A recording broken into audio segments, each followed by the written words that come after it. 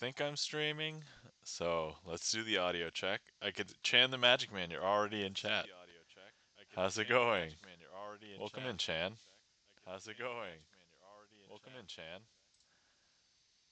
Hello. Hopefully you're doing well. Let's see here. Thank you for getting everything set up and turned on. I appreciate it. Uh, I didn't even notify in my Discord yet. You are on top of it, Chan.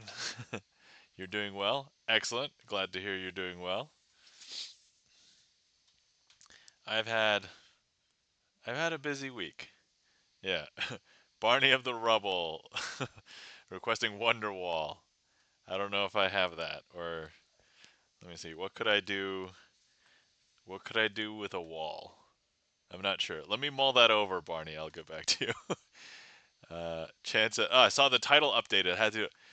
Oh, Chan, you were watching the title update, dude. Thank you, Chan. That's yeah. I saved it just a few minutes ago. Charlie's Beats. Welcome in. How's it going? Um, Let me put on my cheating gloves, as per usual. There we go. Seal Bun, welcome in. How's it going? Hi, hi. Hello. How's everybody doing today? Hopefully, everybody had a nice week, nice weekend. My apologies, I did not stream anytime this past week.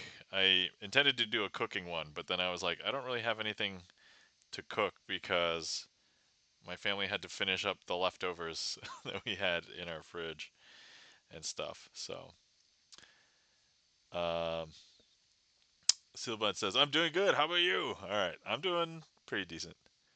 Barney of the Rumble says, Nottingham Matrix. All right, Barney. I appreciate. I can't do that because the sheriff, my copy of the board game Sheriff of Nottingham is upstairs. So I don't, I don't have that currently. But I thank you. I appreciate that. Maybe I could do a variation of it because I kind of understand. I vaguely remember what I did for that. It's been a while though. But anyway, E-Room, welcome in. How's it going? Thanks for the bang. E-Room coming in with a bang. How's it going? All right. I just put in I just put on my cheating gloves, so just getting a little bit ready here. Let's see. Cooking stream when? I think I'll probably have to do a cooking stream this week because I think my family's out of food, so not that we're out of food, but I don't have much prepared at the moment, so I'll probably have to come up with something to cook later this week. Um, all right, let's see. Martian Assembly, Party of the Rubble. Thank you. I uh I don't have my Keyforge cards within arm's reach either, but thank you, appreciate it. Let's see here. Thanks for all the emotes, everybody. All right, so I guess okay, hold on. Let me just start with shout outs. So, thank you for shouting out our friend E-Room, guys. You're not following our friend E-Room. Please give E-Room a follow. E-Room, known as the Pope of Indiana, and we'll stream a variety of different things, in real life stuff, community games, puzzles, even opening Kinder eggs to collect things. So definitely give E-Room a follow. And then let's see. Chan says, good weekend. Went to Southeast Asian Festival on Saturday. Excellent. That's great. Seal Bun said, went to the beach today. Was fun. Awesome. Cool. I went to a baseball game today. I don't normally like space. I don't normally like space. I don't normally like sports ball. Man, I couldn't even say the bad thing, the bad joke. I'm not thinking today, guys. I'm sorry. Seal Bun says couldn't swim because no swimsuit. My sympathies. I always forget my swimsuit at home, but I don't really swim at the beach because I have a pool. So pretty hot though, and a lot of people. Yeah, it's been hot. So I live in the Northeast United States, and it is been sweltering. But today it rained, and it was really cool where I live. So all right, guys, you're not following our friend and mod, Chan the Magic Man. Please give Chan the Magic Man a follow. Chan the Magic Man, one of the other magicians on Twitch. Give him a follow, and you can catch him doing magic on Monday nights, so Magic Mondays. If you catch him doing other streams, he might be playing retro games, he might be playing community games, he might be doing cooking streams, which I went back and just skimmed through a little bit of your last cooking stream, Chan. So, and then and also he might be playing Grand Theft Auto. So, a variety of different things. And then, guys, you're not following our friend Seal Bun, please give Seal Bun a follow. Seal Bun is a gaming streamer, streams Valorant. I hopped in once, I think, because when I saw that you were on Seal Bun. But yeah, no problem. Thank you, thank you. You're welcome. All right, let's see. And then I know Charlie's Beats was in here. Guys, you're not following our friend Charlie's Beats. He may one day stream again. Musician, gamer, famous chatter. So definitely give our everybody a follow. Everybody follow everybody. As far as I know, everybody is cool. So okay. All right, and I see a bunch of requests in the queue already, so we can get started. Actually, let me see. Coin Matrix. Oh, okay. All right. Oh, and Barney. Okay. All right. Let me see if I can remember how I did the the coin matrix that Barney was requesting. It's not exactly like. Okay. All right. Okay.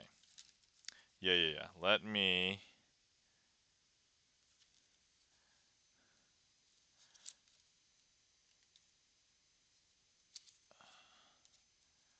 Okay. All right. Bert Gibson Lens, welcome in. How's it going? Oh yeah, guys, you're not following our friend and mod Gibson Lens. Please give Gibson Lens a follow. Acclaimed pianist, composer, composed a bunch of his own originals. Released his first album some months ago, and you can listen to them all right there if you want that ungilded link tree. But definitely give him a follow.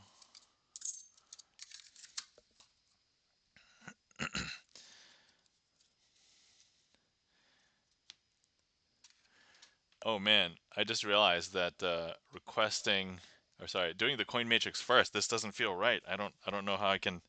All right, here we go. Let's begin. Okay, so we have 4 coins, and then we have 4 cards. Let me introduce them to you. Speaking of Gibson Lens, we have the Ace of Hearts, Ace of Clubs, Ace of Diamonds, and of course, Ace of Spades. Okay. Now, what I want to do with these aces is I'm going to use them to cover these coins. We have 4 coins. They're all the same. I'm going to cover each coin with a card like this. And then we will go ahead and make each coin teleport from corner to corner. We'll go from here to there first. 1, 2, 3. Go from here to there. 1, 2, 3. And then from here to there. 1, 2, 3. And there we have it. 4 coins teleported. Now, I just realized that I don't know if you know, but the aces aren't as magical as the queens because Chan the Magic Man is actually one of the queens, and so we should actually use the queens instead. And there we have it.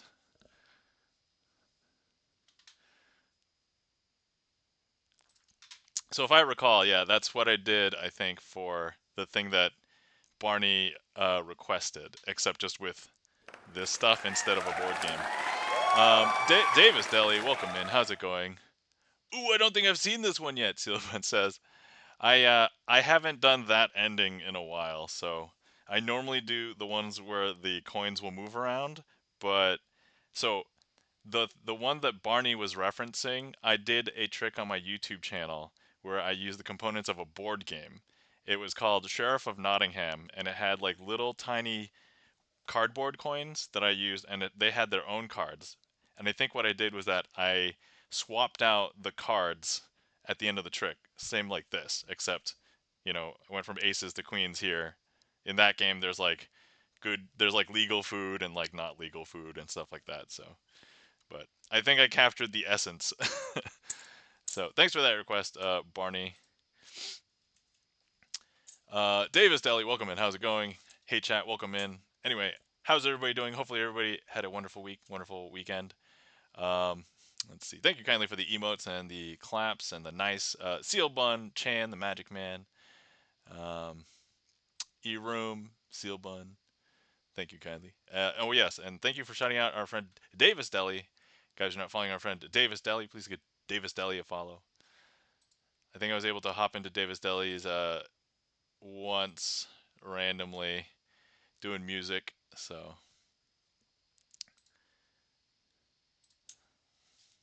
but relatively new streamer. So if you want to be like on the ground floor of hanging out with a new musician Twitch streamer, definitely give Davis Deli a follow. Ah, thanks for the shout out. You're welcome. No problem.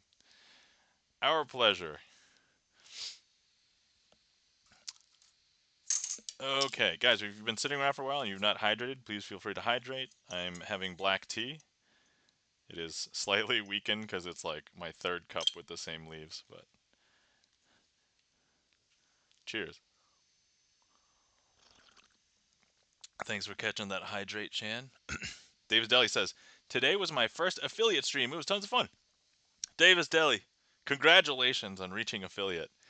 Sealbun says, telling my boyfriend about you right now. Awesome. Thanks, Sealbun. Greatly appreciate it. Cheers. Ooh, congratulations. Yeah, I know. So getting from like nothing to affiliate is like a big jump. But then once you get to affiliate, you realize, oh man, Twitch is like, they want to have a lot of affiliates, right? And so if anybody ever goes to a TwitchCon and you go to get your badge, I didn't realize this. Thank you for the applause. I assume that applause was for Davis Deli getting affiliate. So congrats. But when I went to TwitchCon, there was the partner line, which was pretty short, and then there was the line for people who were not streamers, and then there was the affiliate line, which was the longest, and that was the one that I was in. And I'm like, oh, okay, everybody's an affiliate. So, but yeah, here's the thing: once you get to be a streamer, it's like now you have all the fun stuff, right? So it's like, hey, I get emotes, and I can, make my community, and people can support you if they want, right? Like that's all the fun stuff. Chances it was, yeah. Sealbun says he was wondering what I was watching, so I said magic. Oh, okay, all right. I wait. There's a magician's choice. Magician's choice. Oh, okay, guys. I have the perfect one for magician's choice. So in my title today, I said let's talk about K-pop Demon Hunters. So I watched it, and I watched it more than once. Oh, in ads. All right, I'll wait. I'll wait for ads to be over. Okay. All right. Cool. But this past week, um, I'll just talk about whatever. So people, huh? It still doesn't tell me when ads are in progress, says Gibson Lens. Oh, okay.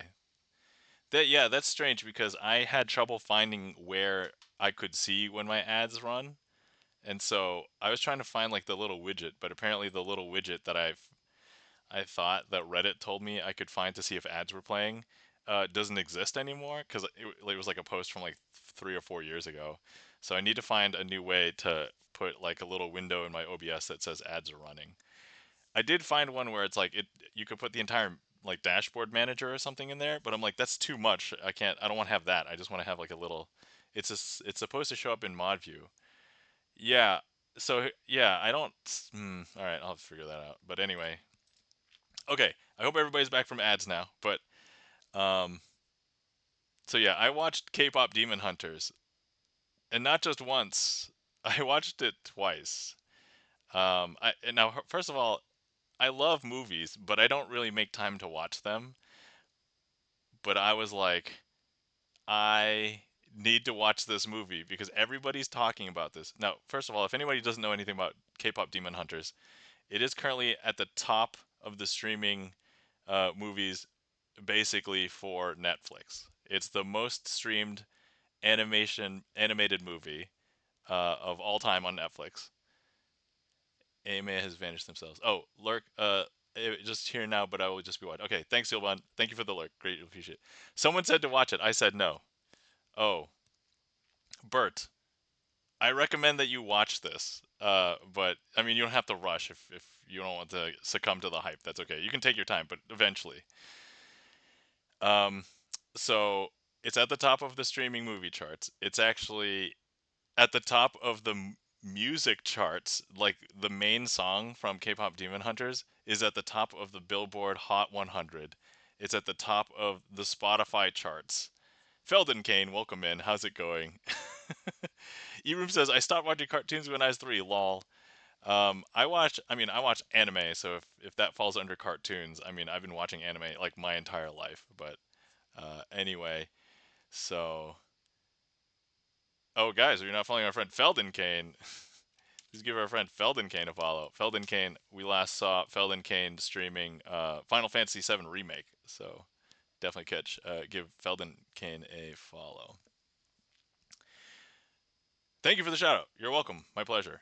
So I was just talking about K-pop Demon Hunters. So I like this movie enough to watch it a second time, and I took notes because I was like, I need to make a magic trick, and I did, and I premiered it on my YouTube on Saturday, but I'm prepared to do it tonight, and because Chan has requested, or I don't know if this was a random one, but it says Magician's Choice, so I'm going to choose to do my new trick that I basically created for K-pop Demon Hunters, and so let's do that. Chain the Magic Man says, go to Stream Elements dashboard, chatbot, modules, chat alerts, enable ad break. Chan, thank you. All right, let me copy that and I'll have to do it later so that that works. But if that works, thank you. All right. Yeah, I just haven't been following up on like the tech and I haven't been. Okay, all right, cool. Thank you. All right.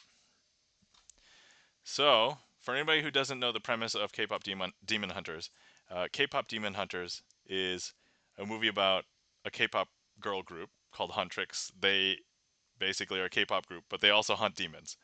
And then the demons, they have a boy band, and that boy band ends up being made of demons.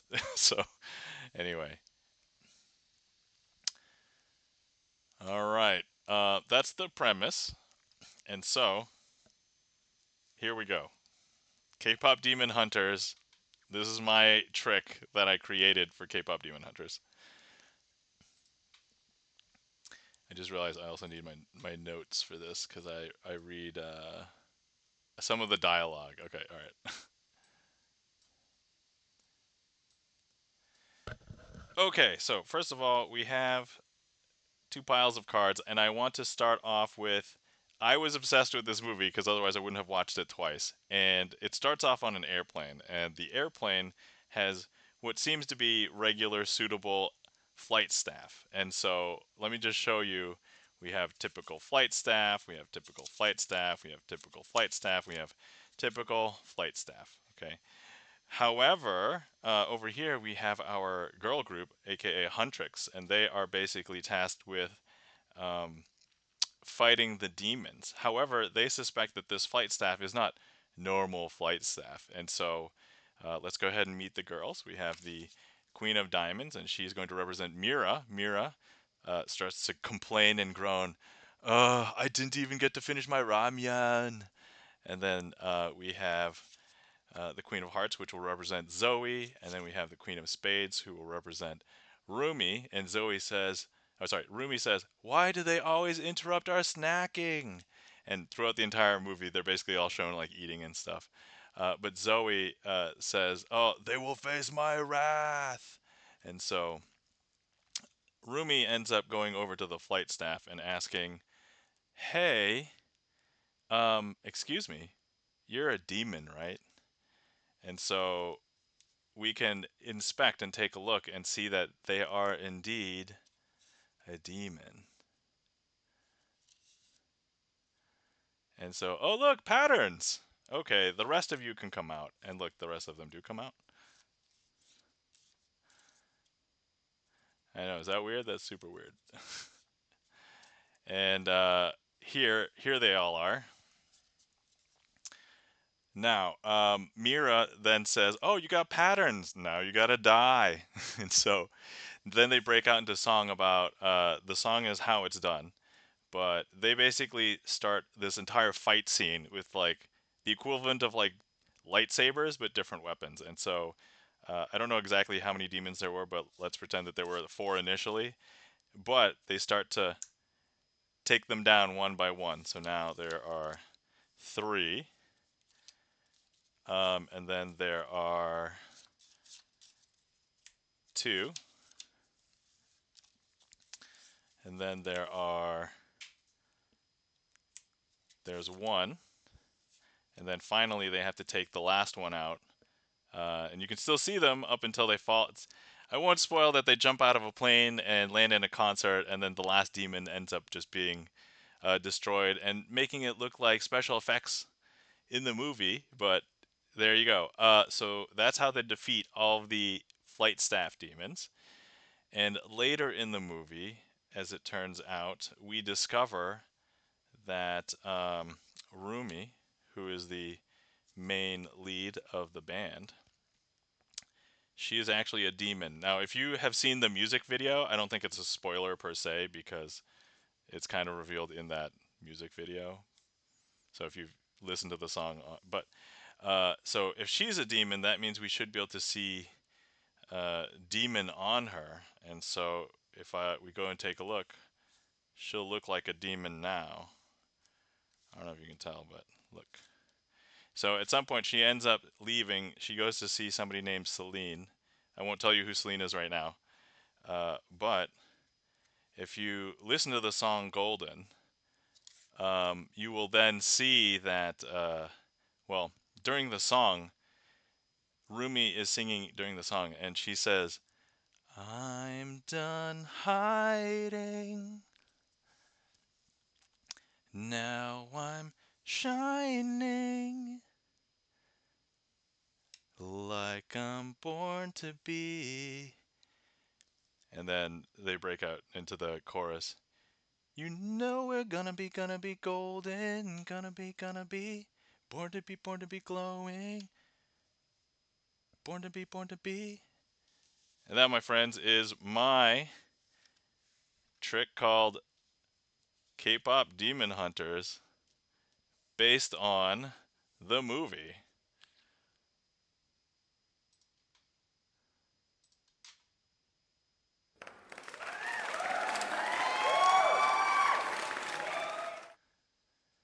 I think I did okay. I think I did okay on that. Ooh, I was like, so like I've only done it like a dozen times, mostly just to record my video. But I was like, oh, I worked it out like the other night, and I'm like, oh, I spent way too much time for this not to like do it at least a couple of times. So I'm like, all right, yes. So, thank you kindly for the claps, Felden, Kane, E Room, Chan, Davis. Chan says, that was great. Awesome. Thanks, Chan. Appreciate it. So, full disclosure, if any magicians want to do it, all you need are 3 decks of cards with different colors. So, there you go. But yeah, that is, sorry if I revealed too much there. I think that was okay. I don't think that's a secret. But yeah, I came up with that plot. I came up with I mean, I didn't come up with the plot. The plot came from the movie, but um, yeah, I was trying to take dialogue from the movie. I tried to be very, I don't know, I would say like take the events of the movie and kind of put them into a trick. I still wanted to have moments of surprises, so I was like, okay, so there's multiple moments of surprises, right? There's the color change initially, there's the disappearing cards, there's the other color change, then there's the ultimate like reveal at the end. So it's just like I was like, yeah, all right, this has enough magic in it. It's all good. So all right, hold on.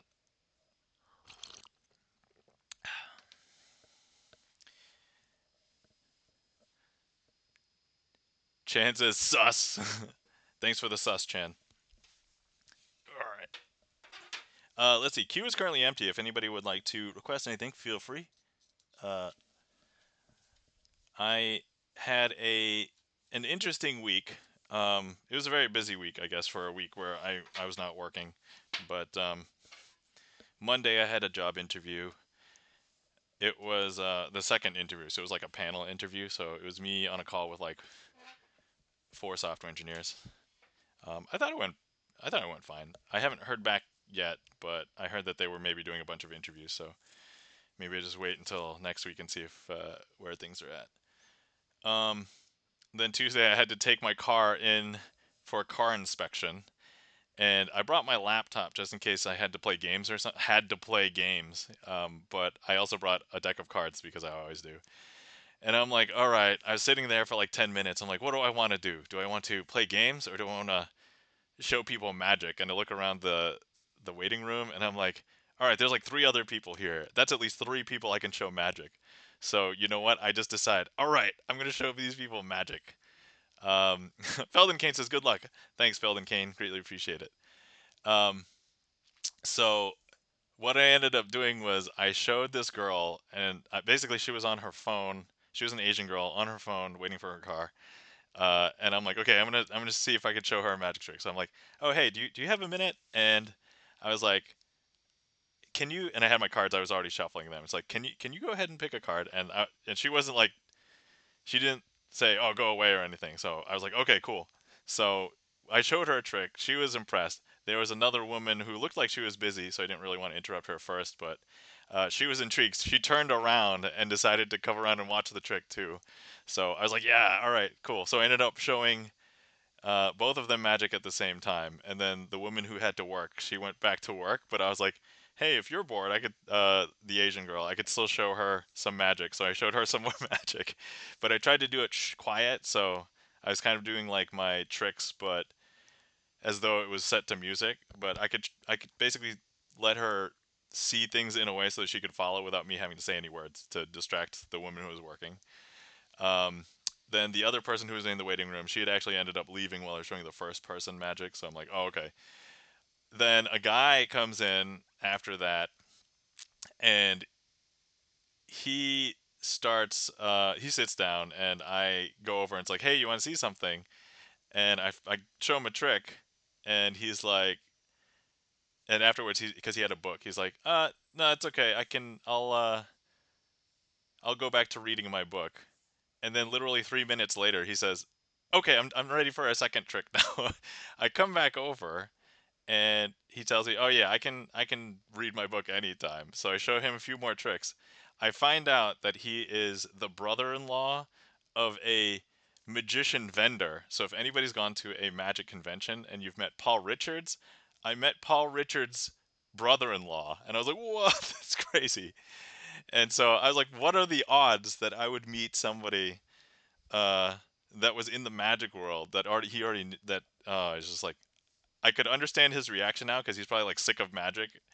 But no, we had a nice chat. He wasn't there for that long, so I don't know what he's dropping his car off for.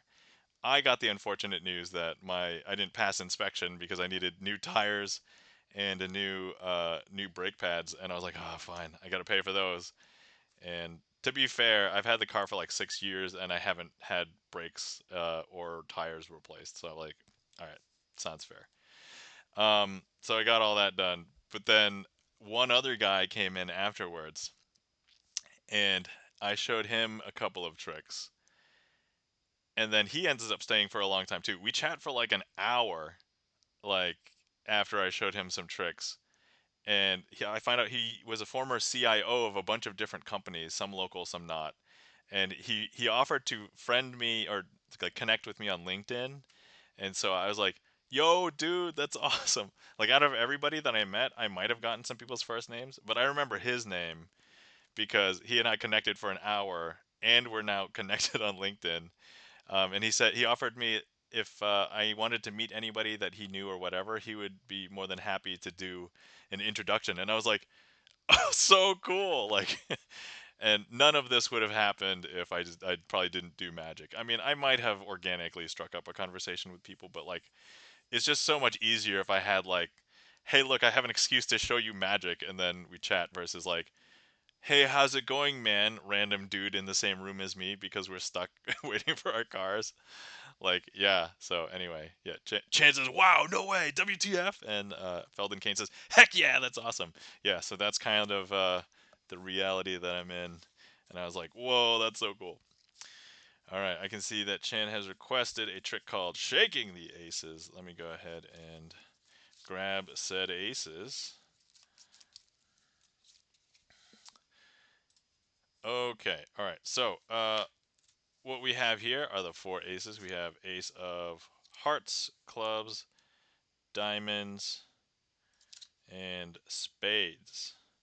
Okay, now if I was to turn these aces face down and place this ace in the middle here, you would still be able to see the ace because there it is. But if I hold the packet and give it a shake, that'll turn it over. So here we go.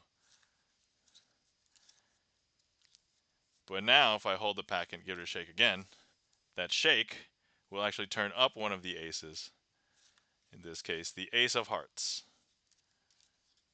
Now if I hold the packet again, give it a shake, that will turn up another ace, the ace of clubs. Some people think that I have to hold the packet face face down when I do it, but actually if I go ahead and I hold the packet, I could probably shake it face up. And so 1, 2, to change it as well. So now there's the ace of diamonds. Some people think that we have to do something fishy, and it may look like that, but here, let me just show you that all the cards are face down, but I just want you to see how quickly magicians can turn up one of the cards. So not this one. I'm just going to go ahead and turn this one, but watch this one, okay? So 1, 2, and still there, 3, okay. But actually, I didn't just turn over that. I actually turned all of them over, see? Is that weird? And that, my friends, is shaking the aces.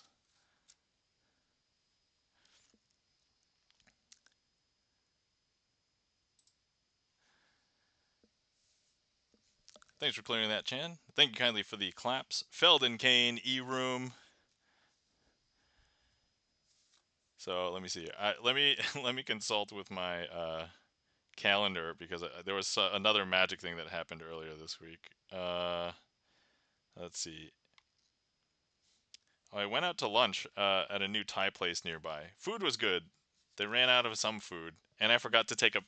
Guys, this is the part that I have to tell you. I forgot to take a picture of the food at the restaurant. And I was like, no, how could I? It was my first time at the restaurant. And for anybody who knows how much I love the food, I love food and taking pictures of food.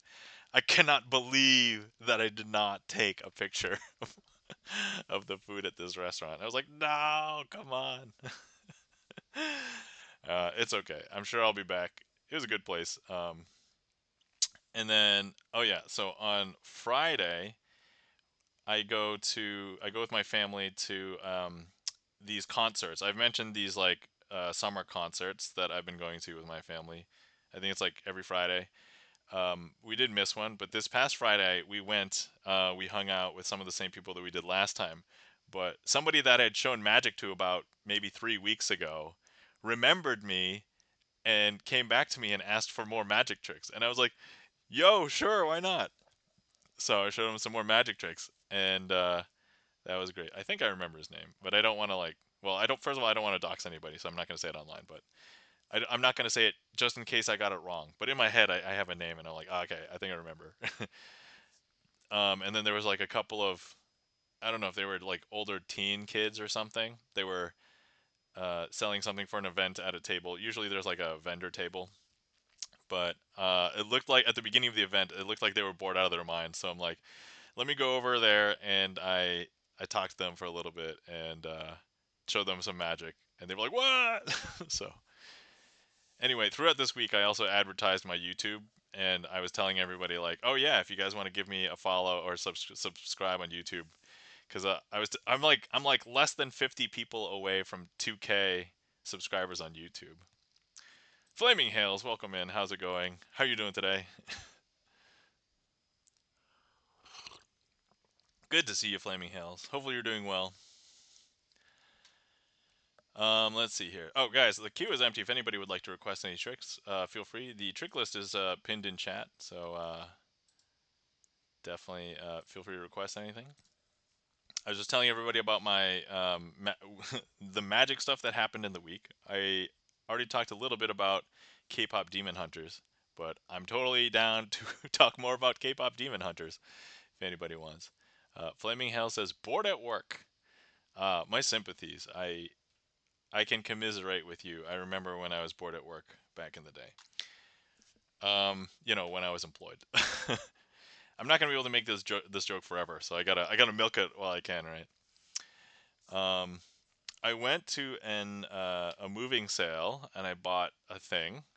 Well, I bought a bunch of things, but the only thing that I'm actually going to share on stream because it's semi like card slash magic related is I found that this box, and it was unmarked, but it was obviously in an area where they were trying to sell stuff.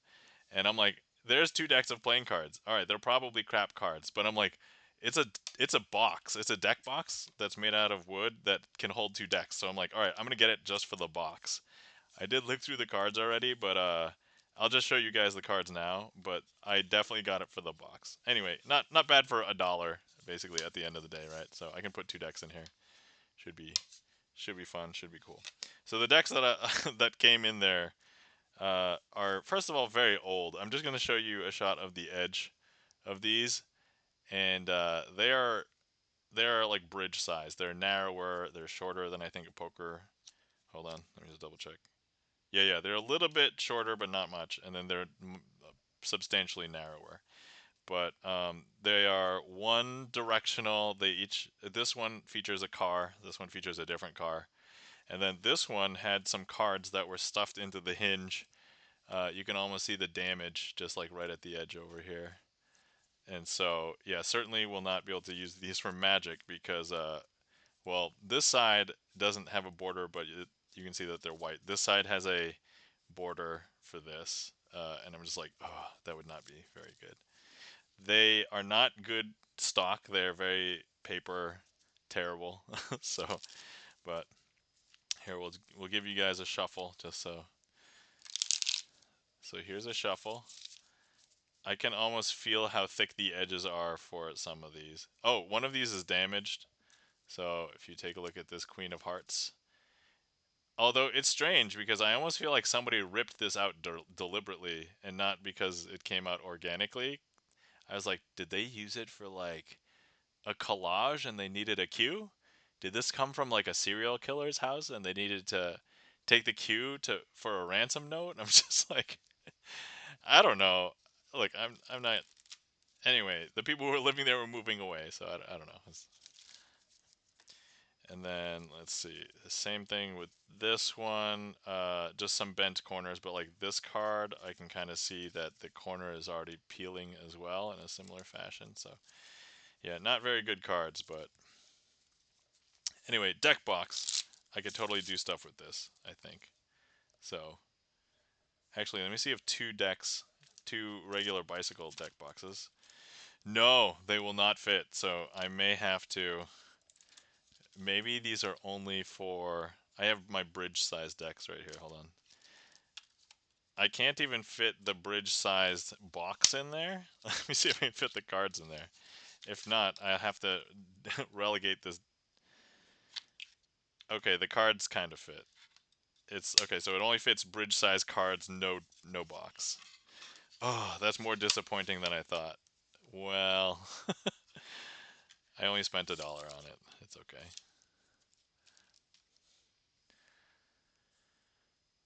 All right, cool. So that was that.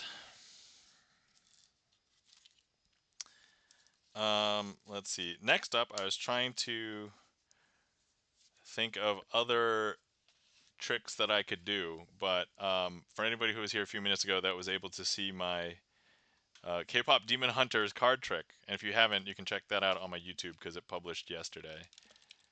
But I was thinking about doing another K-pop Demon Hunters card trick because one of my magic friends, she gave me some of the highest praise that I remember, and I was just like, wow, that's so heartening. Hold on, let me find the wording. I want to get it right. All right. So she said, I just watched your K-pop Demon Hunters trick, and it was amazing. Honestly, one of my favorite performances you've done. And then she talks about one of the things in the method. I'm not going to reveal that. And then I was totally not expecting the cards to be gold at the end. That was incredible. So I was like, you know, at least it was that I did that. So that was good. So it felt good. It felt good. Okay. All right. You know what trick I did earlier, but I didn't do the follow up for was the cardless coin matrix. So let's go ahead and do that just so I get it out of the way.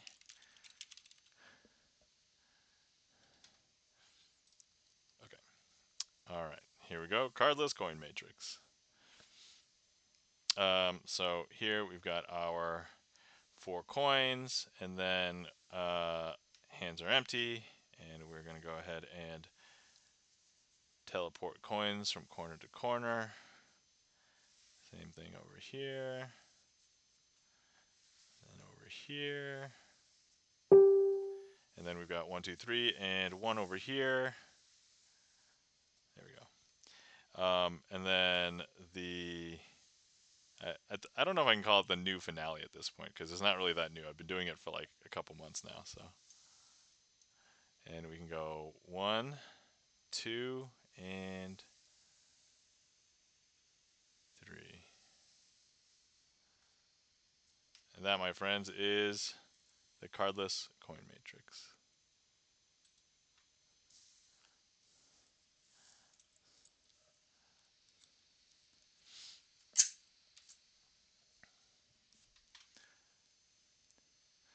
Thank you kindly for the claps. Felden Kane, E-Room. And my apologies if you guys heard a message. That was probably me again. Sorry, let me mute some tabs here really quick. Mute. Mute. Okay. Now I think it should not come up. Okay. Thanks for clearing that, Chan. Thank you kindly for the claps. All right. Let's see. I reorganized a little bit more of my streaming space because I found all of these boxes that I had for cards that I wasn't using, and I'm like, I should use these. And I also have 2 nice boxes that I've been using, but they're now more organized. So hopefully, like unlike last week, we were like, where are the Uno cards? I can't find the Uno cards. I know exactly where the Uno cards now.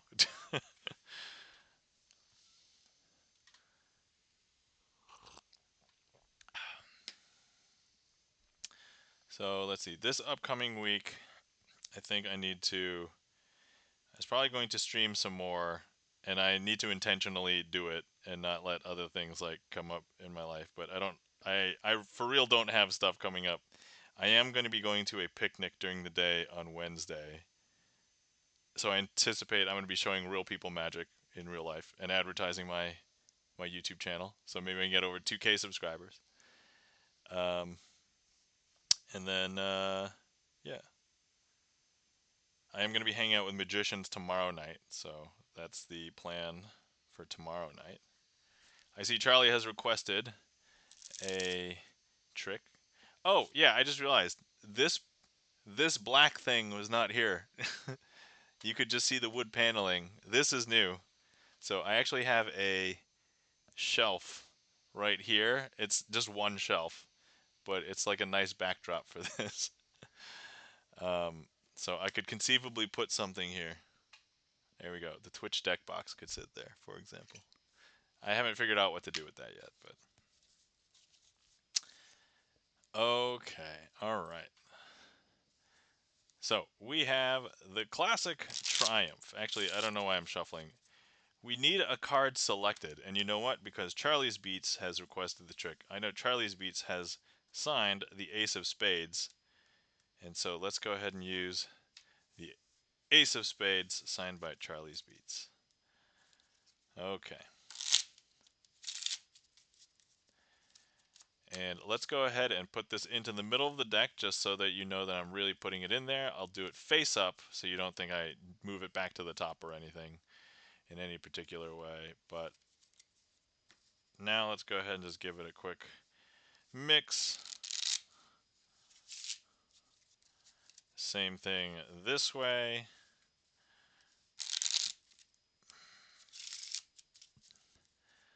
Let's do some cuts.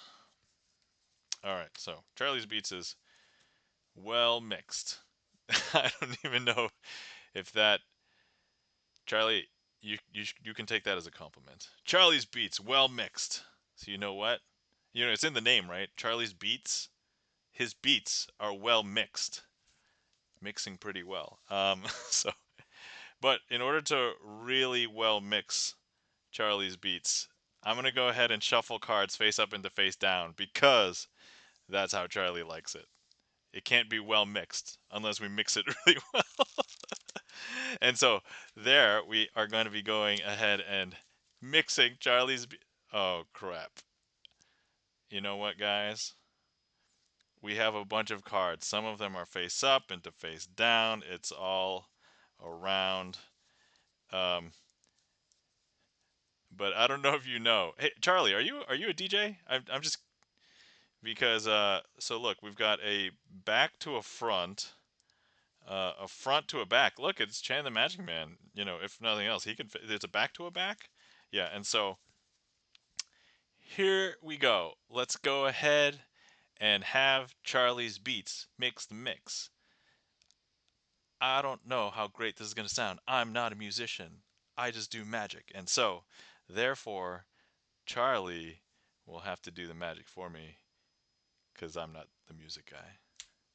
And I don't know if you can tell, but look, every single card after Charlie's Beats has mixed the mix has now been unmixed. Except for one. Look at the coherence of the beat. Everything is now in its rightful place for your earworms to hear. And if you don't like Charlie's Beats Mix the Mix, you better be listening to K-Pop Demon Hunters because that is number one right now, okay? So, but here we go. We have DJ Extraordinaire, Charlie's Beats. And that, my friends, is Triumph, but themed as Charlie's Beats. That's maybe the first time I've done that, and that's surprising because I know Charlie has requested this before, so.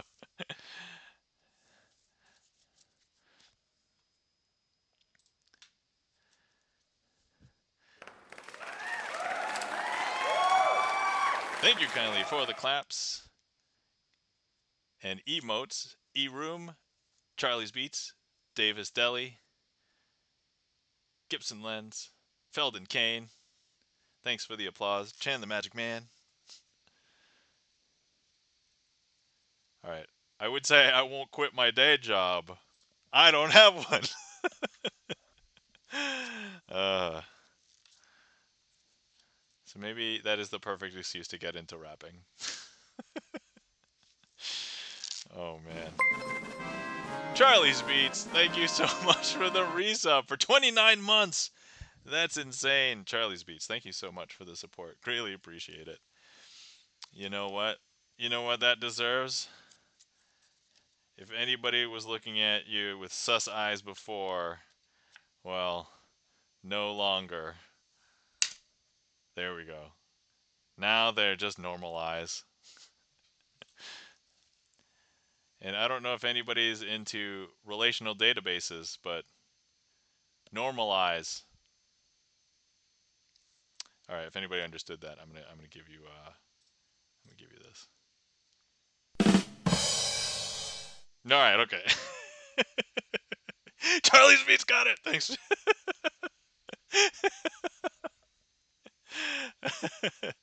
All right, now Charlie's gonna go from from normal eyes back to oh, okay, that could have been perfect. All right, there we go. I gotta make the mouth expression right. Does this doesn't look good if I smile with it, right? Because it looks creepy.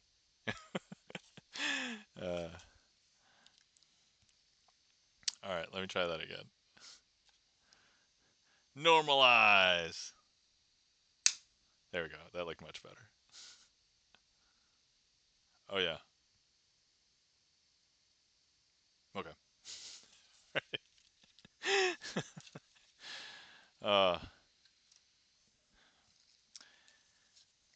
Thank you for the resub, Charlie. Greatly appreciate it. Once again, Charlie's Beats, signer of the Ace of Spades. You know, this is gonna be super weird if I have to switch out the Twitch deck and then Charlie's Beats does not sign the Ace of Spades. It's gonna throw me off because I'll be like, "Oh my God, Charlie's Beats, the signer of the." It's not the Ace of Spades. What?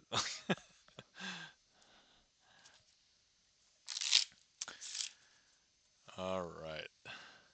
And I know deep down, Charlie probably wants to mess with me. So if if he doesn't sign the Ace of Spades, he will make it difficult. It won't be like another ace or something. It'll just be like something random. Uh, Scheming. All right, all right. So let's hold on. Let's go take a look at how many other cards need to get signed. So 1, 2, 3, 4, 5, 6, 7, 8, 9, 10, 11, 12, 13, 14, 15, 16, 17. All right, so 17. So a little bit more than a quarter of the deck.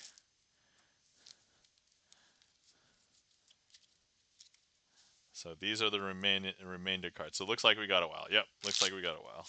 So unless I somehow all of a sudden pull in 50 bajillion random people into the Twitch stream, for reference, it's easier for me to pull people into my YouTube channel, which, by the way, so I was talking with my wife and we were discussing if I should make business cards because I'm like, I could do a magic gig.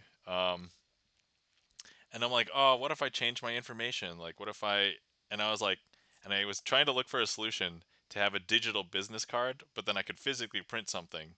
And then if I needed to change anything on it, I could change it on the digital business card, but then all the printed business cards could remain the same.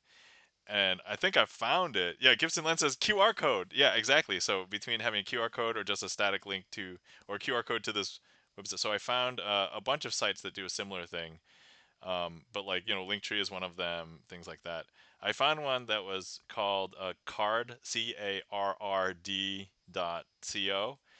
and I made up a couple of mocks. I don't. It's not quite final, but I'm almost quite there. And once I'm there, then I think I can just go print a bunch and see how it goes. But I can have a QR code that links to that link that then shows, and then if I ever need to change anything, um, I can do that. And so that's kind of where I'm in that process. But I was like, ooh, if I maybe get like a gig or two, um, I think doing weddings could be fun because I've done some weddings and I'm like, where else would you love to see a magician? At a wedding, because everybody's either having a great time already or not having a great time, and I could maybe give them a good time, right? Like, Charlie's Beat says no. Oh, okay. Or Charlie's wowie, nope. All right.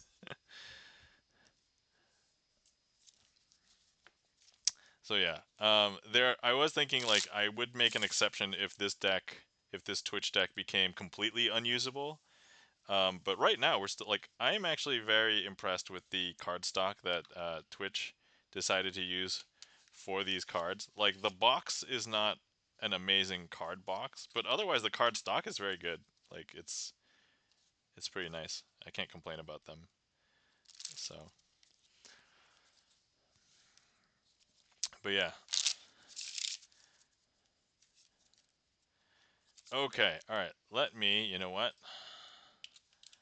Let me go ahead and do a random request. 4 burglars. Excellent. Let's go ahead and do that.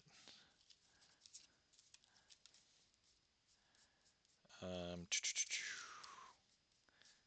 that's 1, 2, 3, and is one of the jacks not signed? Okay, all right, cool.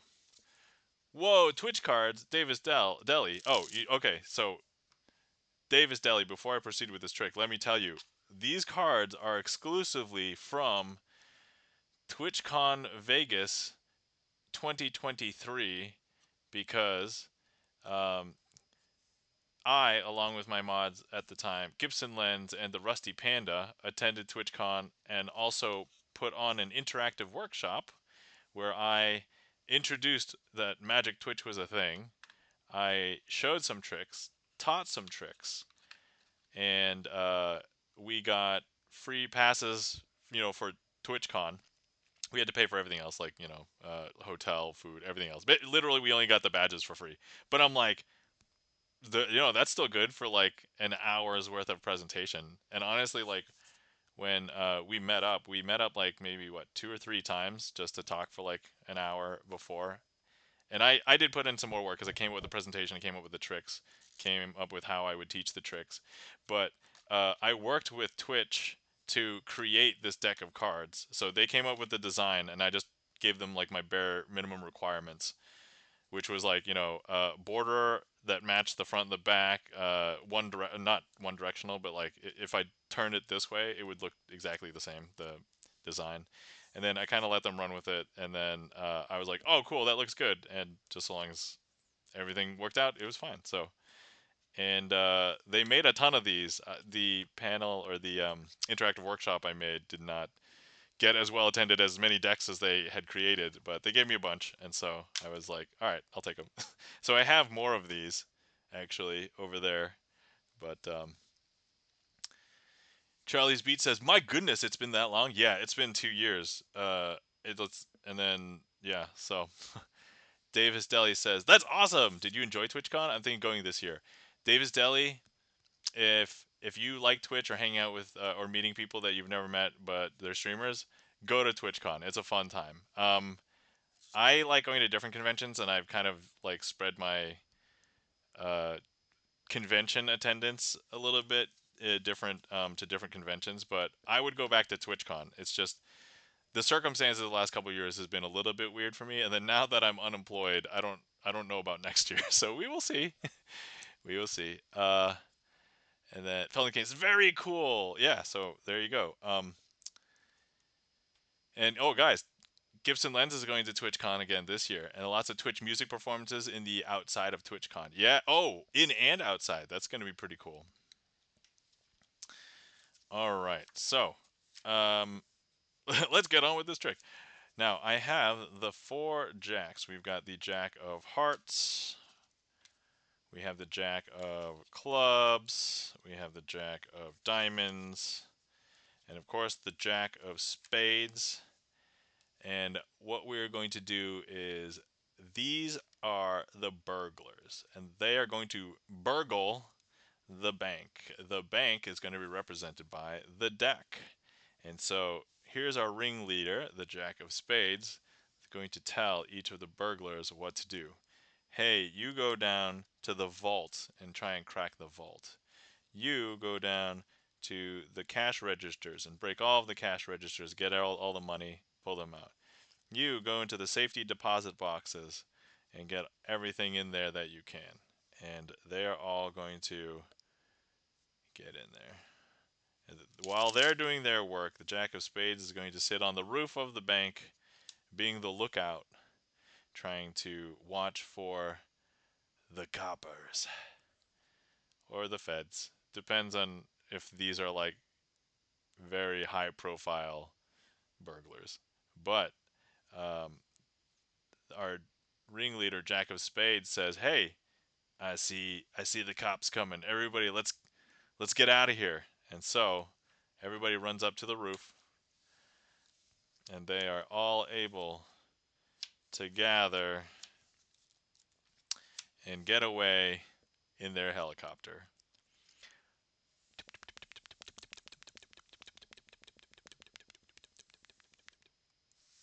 And that, my friends, is 4 burglars. I guess I don't need to show. These are signed.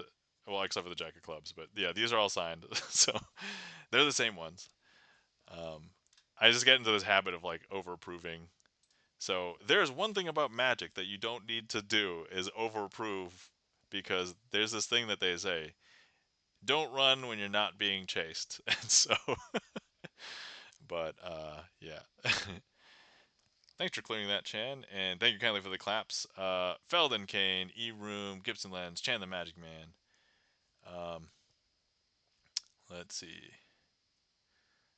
Gibson Lens is responding to Davis Deli about the music performances happening much cheaper than TwitchCon itself. Yo, that's awesome. Yeah, that's right. If you're going to be in and around town, and you know that there's going to be some events happening outside, which actually, when I went to Vegas TwitchCon, there were events that were like Twitch related that were happening outside of the convention center. And so I think if you're just walking around, or if you're just coordinating through like Discords and you have some friends, it's probably super easy to just find people to meet up with throughout, like just around the area, even if you're not actually attending the con. So definitely recommend. Actually, over the years, anytime I go to a new place, I'm not hanging out in the convention center 100% of the time. So sometimes, oftentimes, I'm trying like the food and restaurants outside of the convention center, even if there's food in the convention center. That's like one of my, I absolutely have to try food. If there's any cool sites and stuff, like,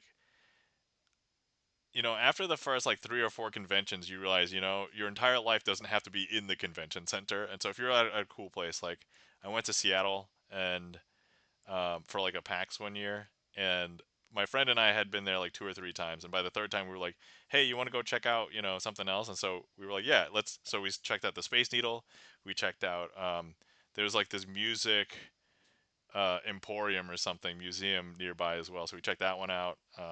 We just took a walk outside. It's super nice. So yeah, it's definitely a cool thing to do if you haven't done it before. So definitely recommend. Let's see. Oh, also in my trick list where it says 4 burglars, I also try and have uh, the creator, and I have for the 4 burglars Sid Lorraine question mark.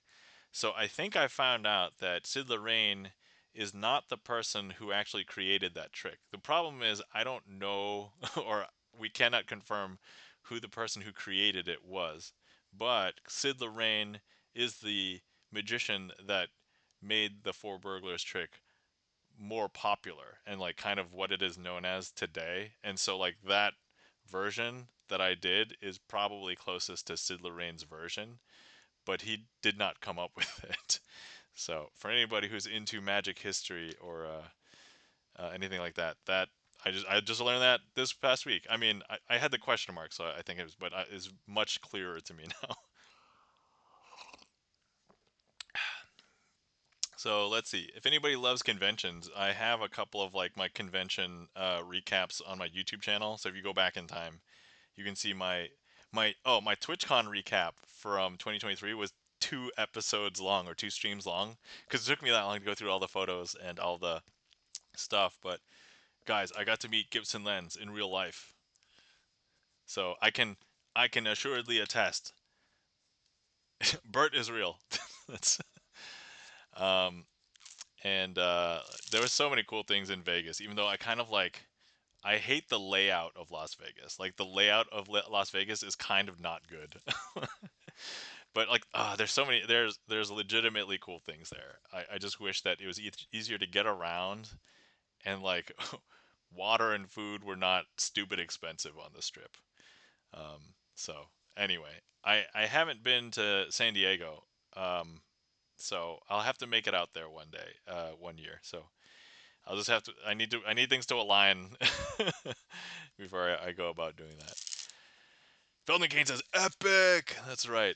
Other conventions I've been to PAXs. So I've been to PAX Prime. I've been to PAX East. I've been to PAX Unplugged. I've been to Gen Con. That's like one of my favorite board game conventions. I think it's also one of the largest in North America. I've been to Magifest, which is a magic, like performance magic convention. Not to be not to be confused with Magfest. So earlier this year, Magifest and Magfest were happening the same weekend, and so everybody whose chat I was in is like, "Are you going to Magfest?" And it's like, "No, I'm going to Magifest." And I think they had to read it again because it's like the only difference was Magifest has an I in there, and Magfest does not. So, and I was like, I was laughing. I'm like, ah. So I clarified. It's like I'm going to a similarly named but technically different convention. uh, Good times. And then there's this convention that I go to that's like a 1-day magic convention around here. So not bad.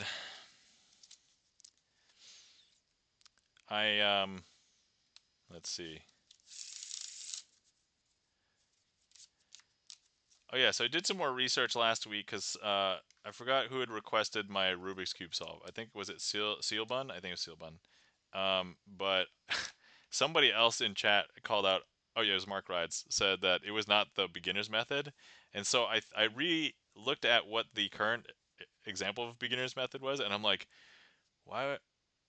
I don't do it this way, and so technically, yeah. So I actually have to change probably that request in my trick list because I okay. Ad break any second. All right. Okay. I'll wait. Here, I'll just give you ASMR shuffling during ad. How's that? Okay. Okay. Here we go. La di da. Shuffle. Shuffle. Oh, actually, yeah. Let's do it a slow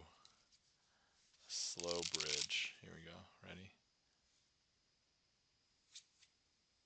Very slow bridge. Oh.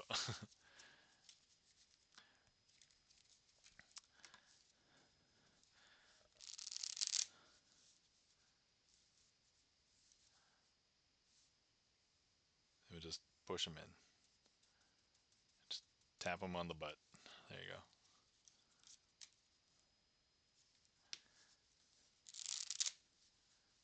Oh wait, I'm not doing a trick.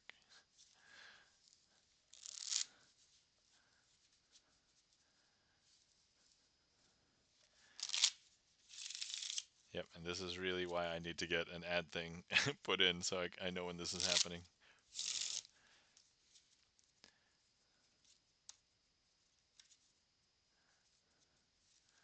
Oh, actually, yeah, let's see how good this looks.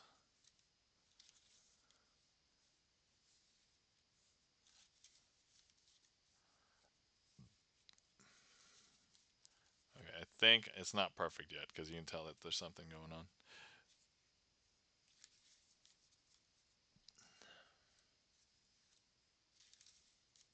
Nope, definitely something going on. All right, it's good practice though. The other weird thing is that so this camera is like at a very specific spot where the angle it's like not quite a natural person's eyes, but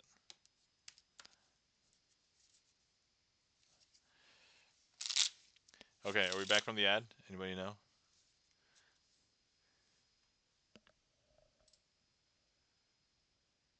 Let me see, hold on. Let me see if we can get to my own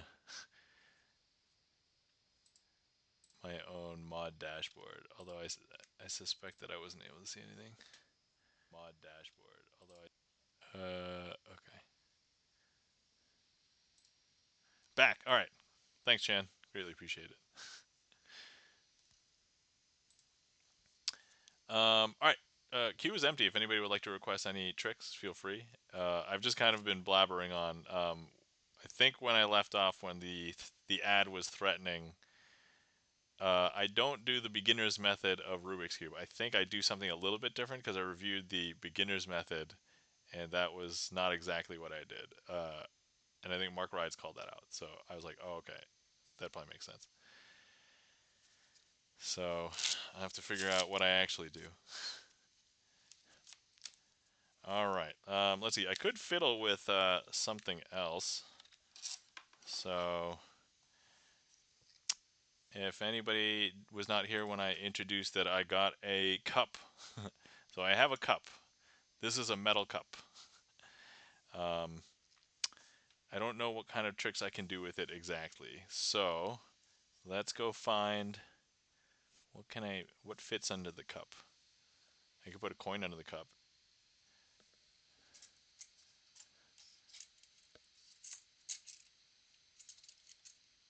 Let's see. If I put a coin under the cup, can you guys hear this?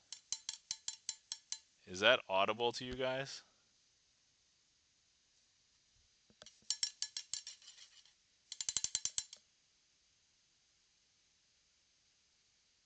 there is a chance that it wouldn't be audible because I think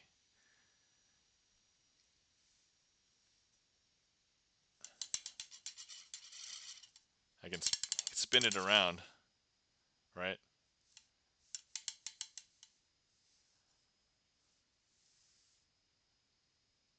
Okay, we can make it disappear.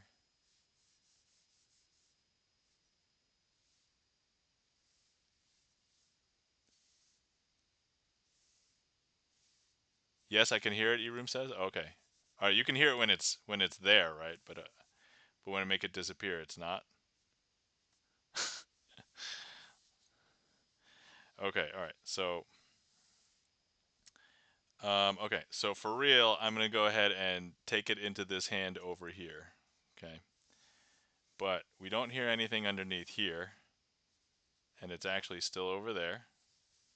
But what I can do is, if I just go ahead and I push it through, one, two. I don't know if you can tell, but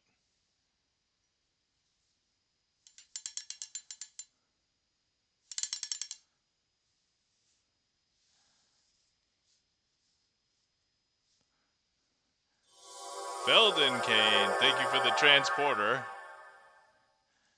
All right, I'll wait for the emote thing to clear. All right, so when the coin is underneath, when the coin is not underneath, okay. However, now if I just place the cup back over here, and I make this coin go through the cup. I don't know if you heard it penetrate the cup, but look. There you go. How's that? I don't really normally do coin and cup stuff. So, huh? Yeah, it looked okay. I don't know. Trying some stuff out.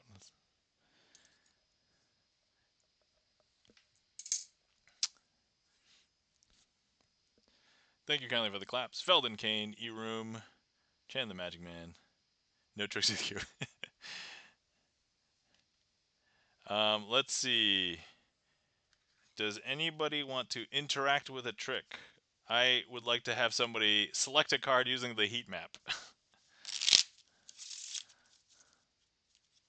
So let's go ahead and have somebody, you know what, if you've never interacted with the stream before, if you would like to, and you're on desktop, click directly on the screen, and we should get a card selected at this point. And so, all right. Oh, it's moving around. Okay. Here? This one? One of these? Okay, I think, it's hard to pinpoint exactly. I think it's this one, is my guess. So, okay. All right, so let's use this for the selection. Um, Now we are going to need, I'm going to close my eyes and I will reveal this for chat. So somebody in chat remember this, or everybody in chat remember this, okay? Closing my eyes, turning my head, coughing. All right, there you go. Take a look at it, make sure that you know what it is, and that the trick will not be ruined if we don't get it. Okay, let me make sure. All right, hopefully that was enough time. I'm going to go ahead and turn it back down. And I'm going to ask, does somebody have it? All right, looks like E-Room's got it. Okay, great. Excellent. Okay, so here's what we're going to do. I'm going to go ahead and place this back into the middle of the deck like this. Okay. And then in the meantime, let me go ahead and grab this heat map. Here we go. Delicious. Delicious, delicious heat map. All right, and so here's what we're going to do. I would like to turn the deck around. We're creating a cyclone around your card. Actually, the cyclone is around your card because your card is in the eye, but the rest of the deck is actually in the cyclone. So it's actually going to turn all of the other cards around. So if I go ahead and I spread through the deck, think you might see something interesting. There is one card facing in the opposite direction. Uh, so actually, now is a good time. Go ahead and tell me what that card was.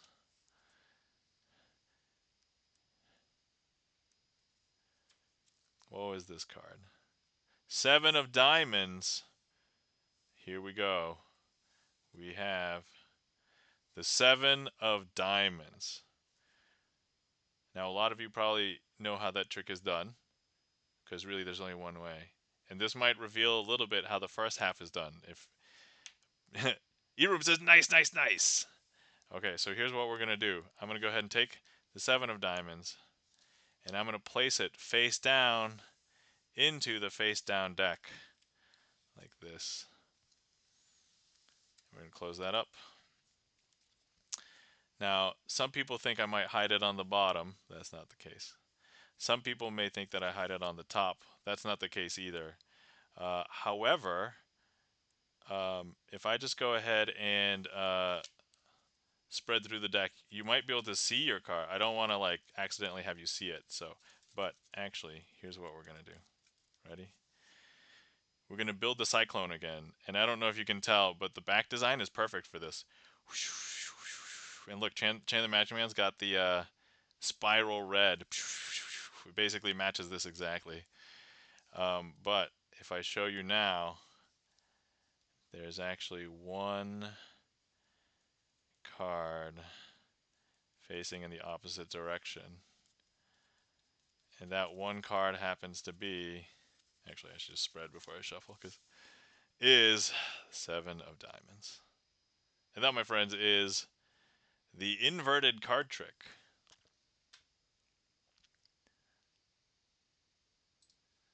Thanks for trying to clear that. I actually do want to add that so I have the statistics for it. So,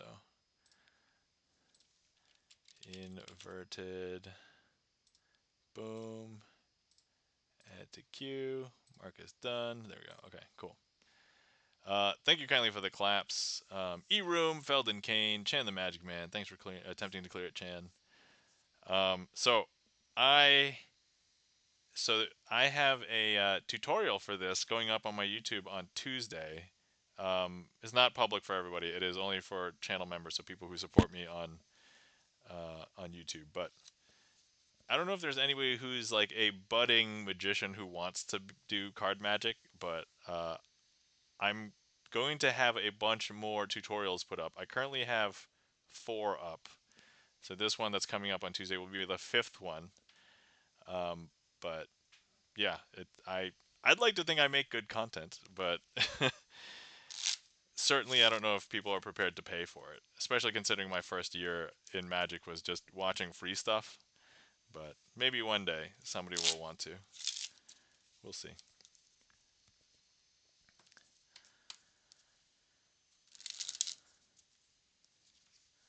All right. Let's see here. I'm just going to check the queue, see what I haven't done in a while. Or not the queue, the trick list. So make sure that I'm fresh. Ooh, there's one 4-month trick. I should probably do that one.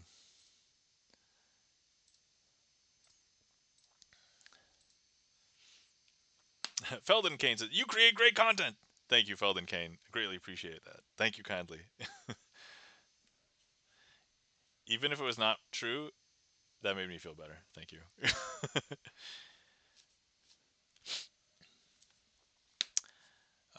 If nothing else, I'd like to say that I am probably at least dedicated to my content, like that I make, because the good news is that I've never really felt the impetus to like follow the algorithm and like.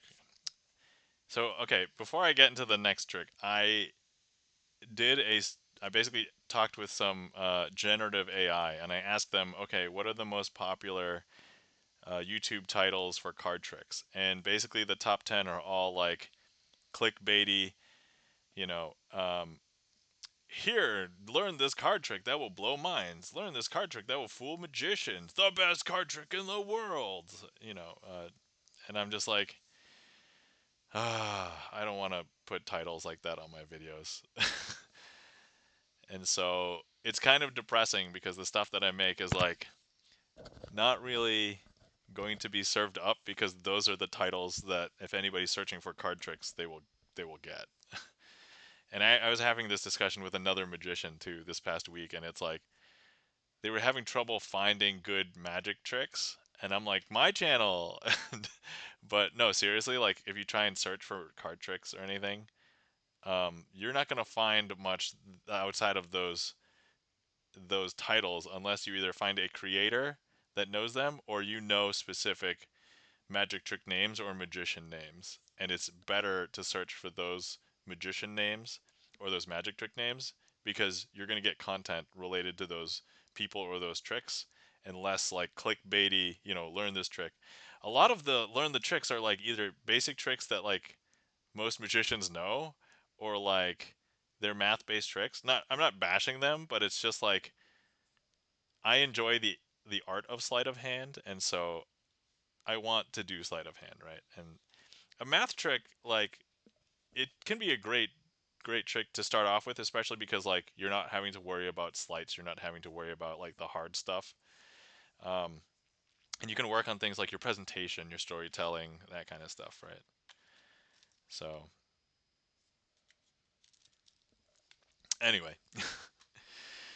sorry I went on a little rant there, but and so somebody like me will probably never make money on YouTube like the same way that other people who make card magic on YouTube.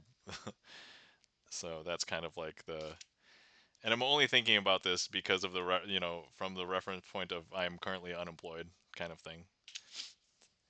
Not that I don't think I'll get a job. I think I will probably get a job eventually. It's just the job market's tough for software engineers right now. So I was actually thinking in my head like how long could I last without a job or like when will I have to sell out? I think at some point I would probably at least try, because when you're an affiliate on Twitch, they send you like all of these things to advertise like video games and like food boxes and stuff. And I'm like, at least the food boxes are kind of tangential. Like I have done cooking streams, so like, that makes sense. I don't play most of the other games, so it's like I don't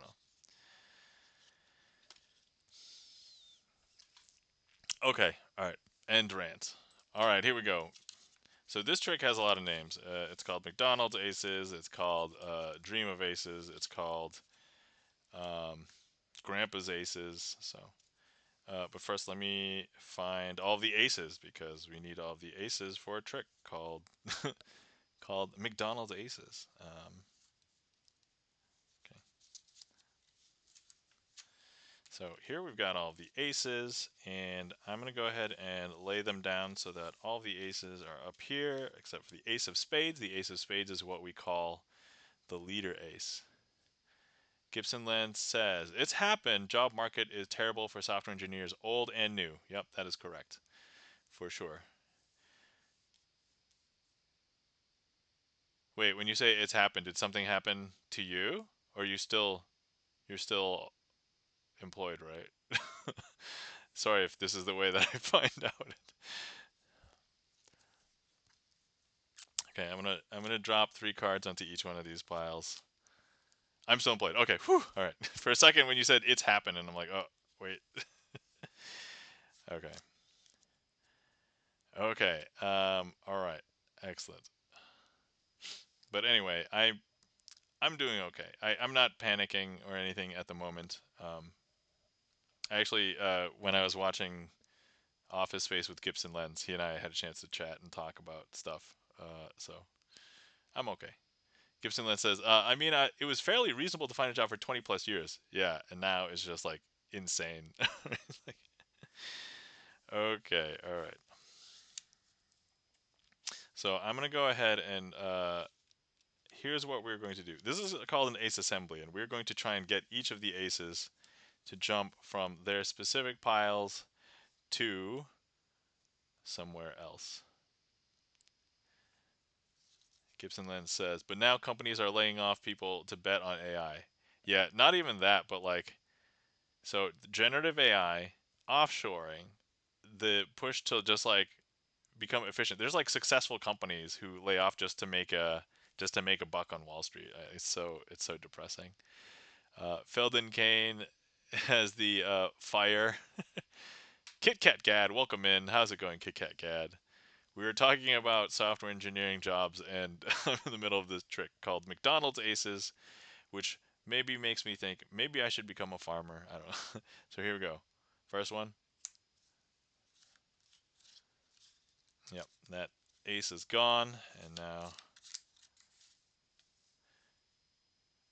next one. So, you know what? I've tried to be fancy with this in the past, and I was not successful. So we need to try it again.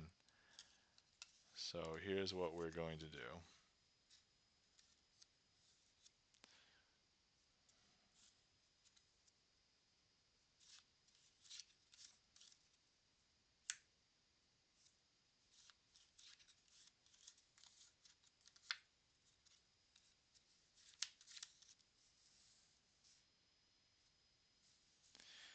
And the last one. Did I miss any cooking shows this week? Kit Kat Gad, I did not do a cooking stream this week. So you did not miss any.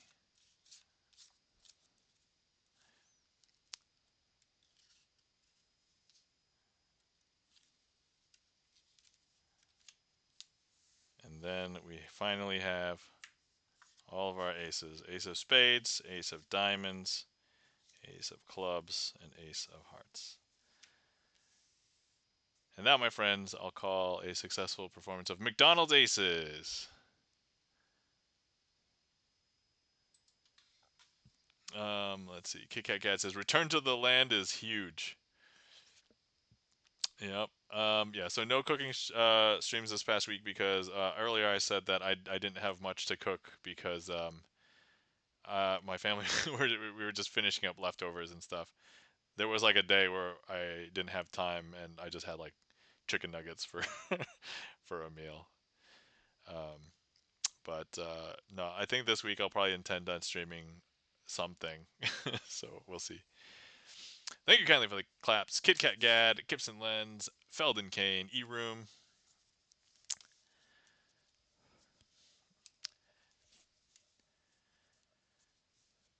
All right, that was McDonald's Aces. Let's see. Queue is empty. If anybody would like to request anything, feel free. I'm thinking about going for like another, I don't know, 35 minutes or so. I do kind of want to end because I did not put a video up for my YouTube tomorrow, and I intended to, but I did expedite a trick for this past weekend. Which, if you guys haven't seen the K-pop Demon Hunters trick, if you didn't see it on stream, it's already up on YouTube. So, Kit Kat Cat says, "What's your signature dish?" That is a good question. I don't know if I have a signature dish. I'm gonna say that the one that I've cooked the most in the past like year, let's say year to 2 years, has probably either been some chili based dish or like some ramen based dish or rice. Those probably the three top things. I just kind of cook whatever is left over in the fridge that needs to get eaten. I'll mix some weird things.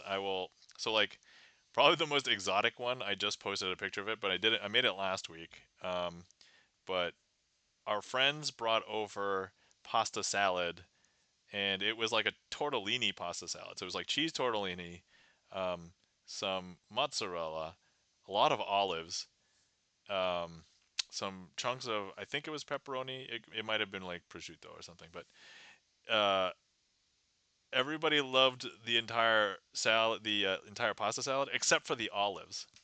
And so, and they were like, "Oh, here, you can keep the rest of this." And I'm looking at this thing where there's like a few of everything except a ton of olives, and I'm like, I don't love olives. I don't dislike them, but everybody else hated them. So I'm like, how the hell do I make a dish out of this? So the dish that I made, actually, if anybody has seen it in the Discord, um, you can look at all my food pictures in the Discord as well. But let me just show you this concoction that I made to try and salvage the remainder of this pasta salad with um this pasta salad. Sorry, yeah, tortellini pasta salad with tons of olives. So I made this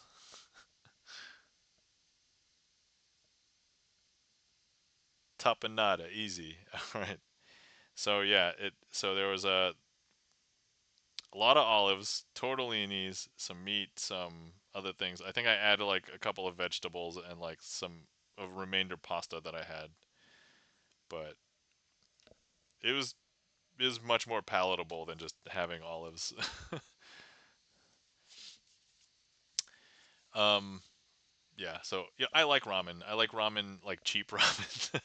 I've had good ramen and it tastes good, but like I like the texture of the wavy noodles, which is not what you get. So when you get nice ramen, and so nice ramen noodles can have a pretty good taste. Oftentimes they don't taste like much though. They kind of take on whatever is in the broth. But like when you get like organic ramen noodles or just like ramen noodles in bulk, that's like not the pre-made cheap stuff. It's just straight noodles. And so but it's like the average size thickness noodle, right? Like somen is a different thickness noodle. Um, so yeah. So I like the cheap ramen, but I like to add it to like good stuff. Like I want better broth, I want better other stuff in it. I want, big ingredients like if you get ramen packets, if you open that up, there's like this sometimes packet of like dried um like vegetables or even sometimes dried meat in there, and that's like it's very paltry. It's like no, I like my ramen with, chunks of meat, maybe an egg, big things of vegetables, whether it's like lots of spinach or bok choy or something. So, you should watch that YouTube where Michelin chef makes packet ramen. He takes chapaghetti, another packet, and puts an egg on it. Yo, I think I saw that right. So there was one where it was he combined two different ramens, right? And then he he made it the way that he would make it, and it was delicious. It was a little spicy though. Yep. Okay. Yeah. Yeah. Okay. I saw that. I saw that. Yeah, as soon as I saw it, I was like ramen and Michelin chef, and I'm like, hmm. I think I didn't watch it right away. I think I waited like a few days, and then like, oh, there it is. I gotta watch it now. So yeah, I watched that. Yeah, it's good. It's surprising what you can do like with just a little bit of ingenuity and know-how. You don't have to know how to cook everything under the sun, right? It's you just have to know how to cook like the thing that is extra in your fridge, and then you slowly build over time. You maybe know how to cook two or three things, and they're usually extra stuff that you have because you've already cooked it once, or uh, presumably, right? Kit Kat Gad says, and while it was hot, he made his assistant chef burn their mouths. Lol. Yes, chef. Yeah, you have to be careful. I've burned my mouth on a lot of things. I'm like, ooh, this looks like it'll be fine. Ah! Or like, oh, there's no way this will be that hot. You touch it, just like, no, it's too hot, right? All right, let me check my trick list and see what else. Oh, there's this trick I haven't done for like ages. Let me get ready to do that too. And I like this trick too. I haven't done it in a while.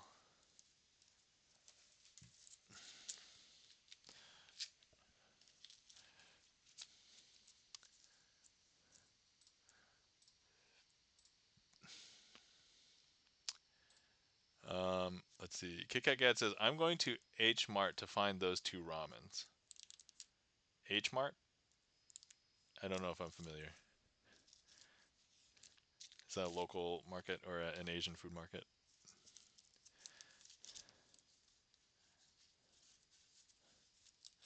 Korean supermarket chain. Oh, I'm unaware. I did not. We don't have that over here. It's a huge Korean grocery. Awesome. I So we have smaller Asian markets over here. I don't think we have any super big Asian food markets where I am. It's the best. All right, awesome.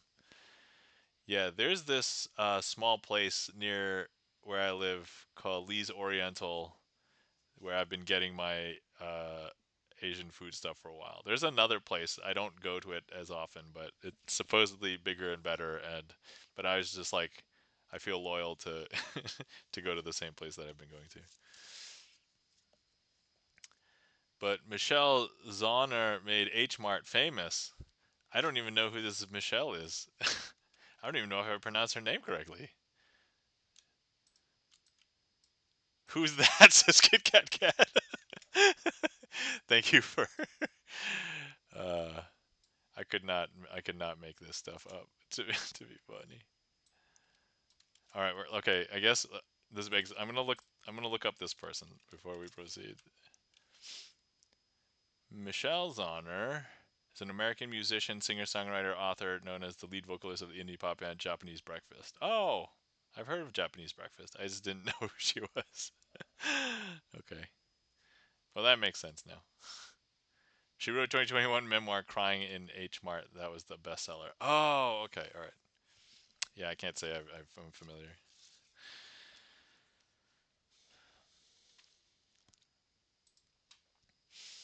Okay. I have 3 cards here.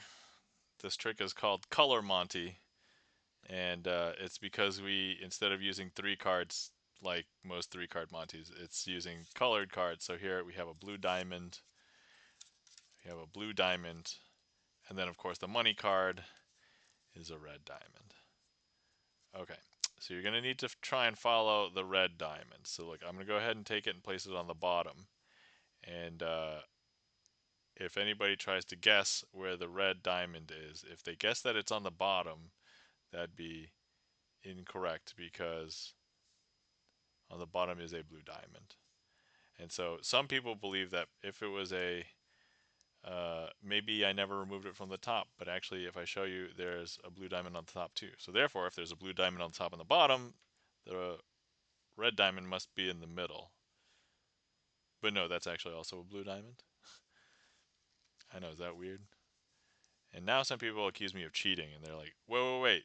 You must have 3 blue diamonds and no red diamonds? And no, that's not the case, because then you couldn't win. And so, here is the red diamond. It's on the bottom. And so therefore, the card that's on the top must be a blue diamond, right? And to that I would say, well, I mean, it's actually also a red diamond. But wait, if there's a red diamond on the bottom of the top, there's no way that a red diamond could be in the middle. And no, there's also a red diamond in the middle.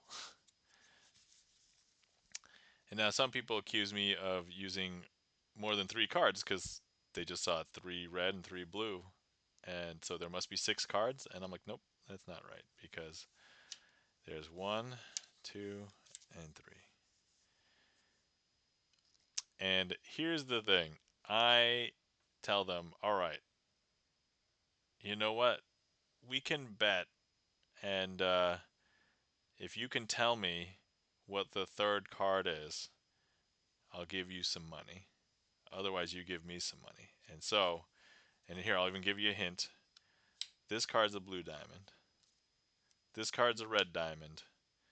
And so the question is, what's on the 3rd card?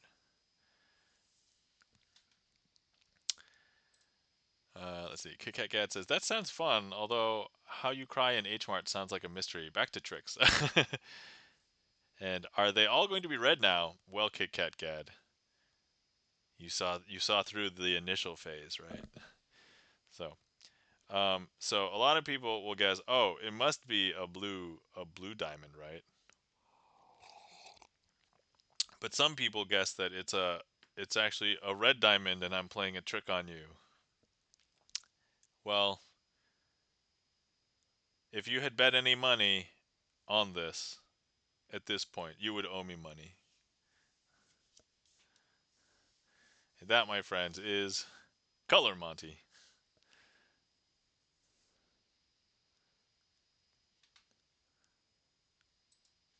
Aww.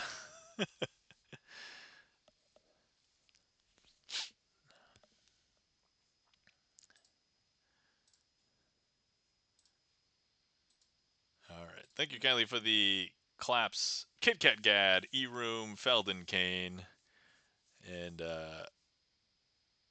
Thank you for all the emotes. Was that bop bop? Oh yeah, okay. Limited time only. Do I have bop bop? I don't even know. I do. Okay. I don't remember when I got it, but bop bop. I was like, is that a what is that? Is that a dancing color gummy bear? Or it's a multicolor bear? All right.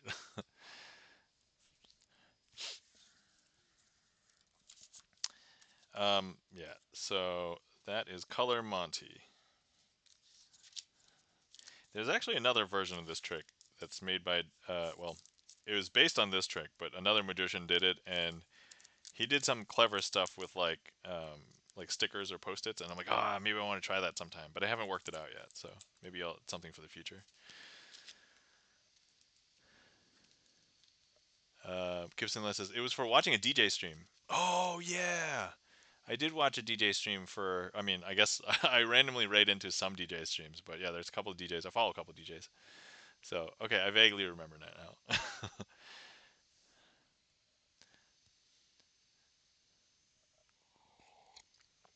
Thanks for the clarification on that. Let's see here.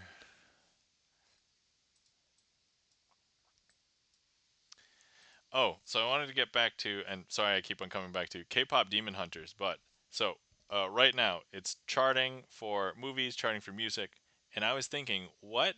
And this has a parallel to video game music. So this has a parallel to video game music because for those of us who love VGM, why do we love VGM? A lot of the times it's not just well composed music, but some of us who played those games we have like an emotional attachment, right? Because we listened to that music while we were having like an experience. So whether it was a good experience, a bad experience, but it was like a strong emotional experience. Especially like some of the good games, some of the most memorable moments. And I was thinking, well, wait, how come? Like, there's obviously a lot of music out there that is just generally good music. But the question is, why did K-pop Demon Hunters do so much better and have staying power? So one of the things that I saw in a YouTube video was that the the highest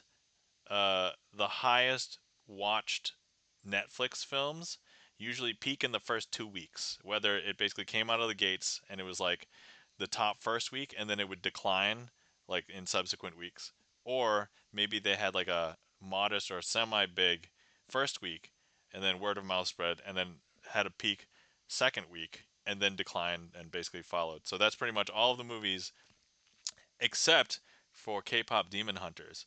So it's been out for I think 7 weeks now, and the first week was very modest. Like it was like 9 million, I think. But then in the second week, it went up to like I don't know, somewhere between like 15 to 20 million, and then by the third week, it was like 24 million or something, and it continued to go up until about 20 like 5 million, and I think when I watched this video, it had peaked at the fifth week, and it looked like the week six was going down.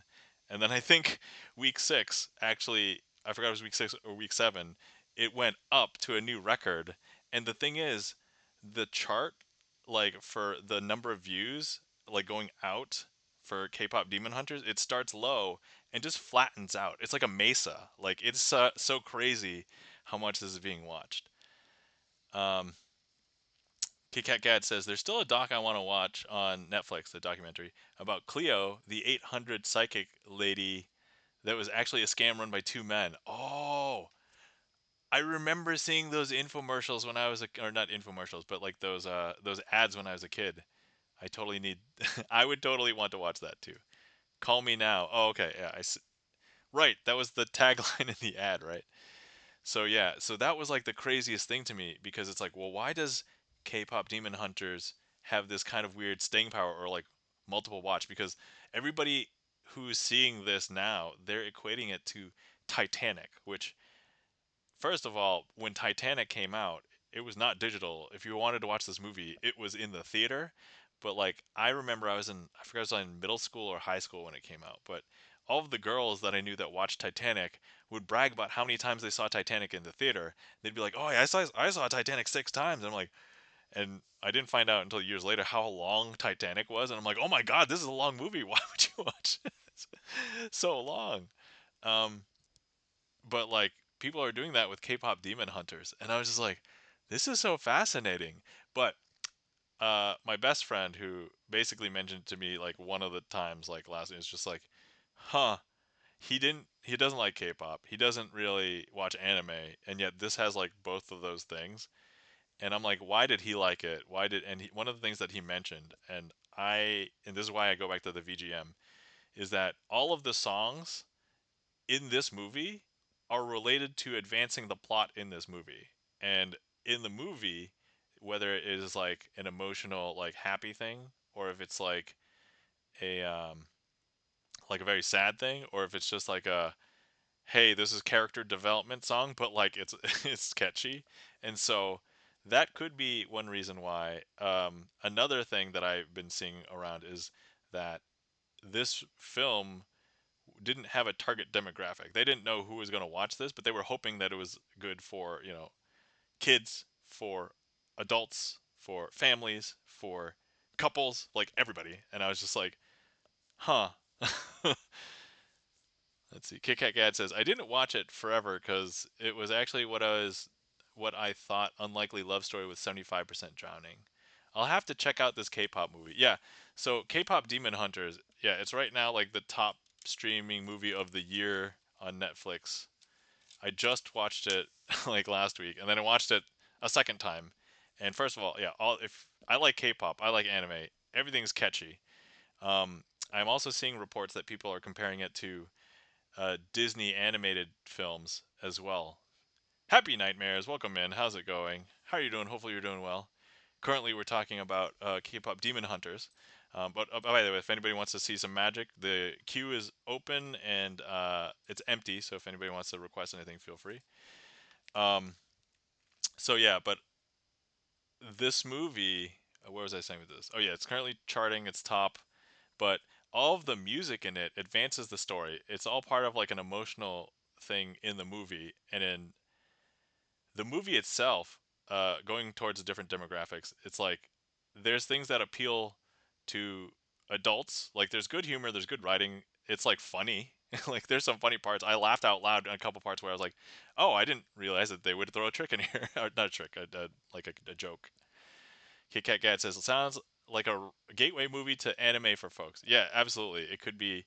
Well, here's the thing. This is also an American. Well, it's a North American made because it's basically Canadian made, uh, and American, I guess, studio made. But there's anime like stuff. So in Disney movies, especially newer ones, when they have like a CGI animated person, they won't really deform the face. Like if you're familiar with Japanese animation and you see like characters go all chibi, so like they might deform their face and be like, "Hey, extra cute" or "extra what." They did chibi expressions in this movie, K-pop Demon Hunters, and I'm like, "Oh my god, they used that like perfect."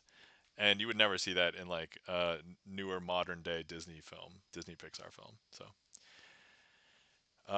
let's see. Happy Nightmare says, doing good. A bit full from delicious supper. Hope you're doing good too. Excellent. Thanks, Happy Nightmares. Yeah, I'm doing pretty well for the most part. Can't complain. I mean, the only one thing that I keep on bringing up is I'm unemployed, but other than that, that's it. Uh, what was the movie? Oh, the movie is K-pop Demon Hunters. So this is like all the rage. Happy Nightmares. If you have not heard about this movie is currently number one in. Sorry, I just sound like an ad. I apologize, but yeah, it's number one streaming on Netflix.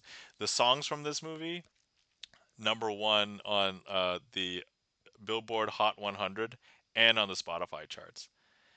Um, Gibson Land says, just watching the trailer. I never want to watch it. Okay. All right, Gibson Land. I will not push you into watching this, but one day.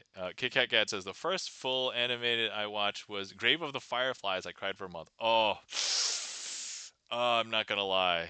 Grave of the Fireflies I think is good, but like, oh, it is heart wrenching. It is not for the faint of heart. It is not for. It's not for kids. I would not show it to kids. Grave of the Fireflies, excellent movie though. It messed me up.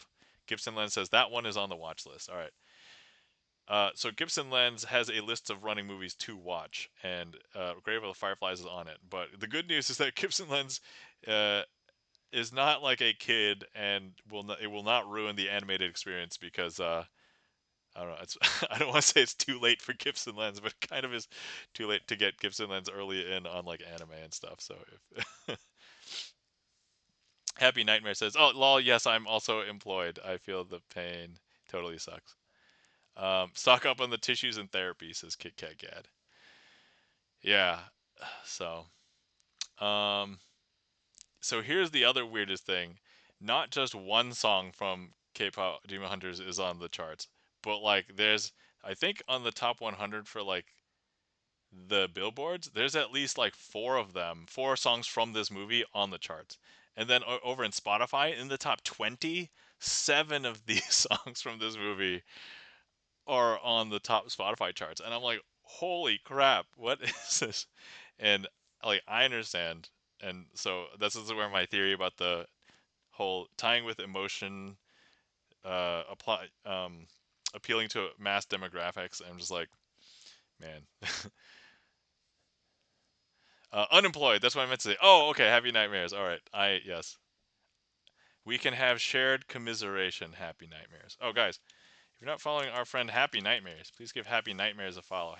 Nightmares is a science streamer. We'll occasionally do other streams, but we'll also talk and watch science papers, journals, read them, talks, and we'll also talk about science. Kit Kat Gat says, I watched it while living in Japan, so there's so many layers to that film. Some of my students were children during the war. Oh, Kit Kat Gad. That's an added extra layer on top. I did not realize. If you were doing that and watching Grave of the Fireflies. Ooh. Oh, thank you for the shout out. Oh, happy nightmares. My pleasure. Thanks for coming in. Thanks for stopping in. I think so. Happy nightmares. I know I've raided into you a couple times, or like other people raided into you when I was in there, but like I think I lurked once or twice. So I am a fan of science. So just so you know, I don't know if I had to justify that, but I do like science. I talk about it all the time. I'm mostly into I like physics. I like astronomy. I like theoretical physics too. So I'm more like into that boat. But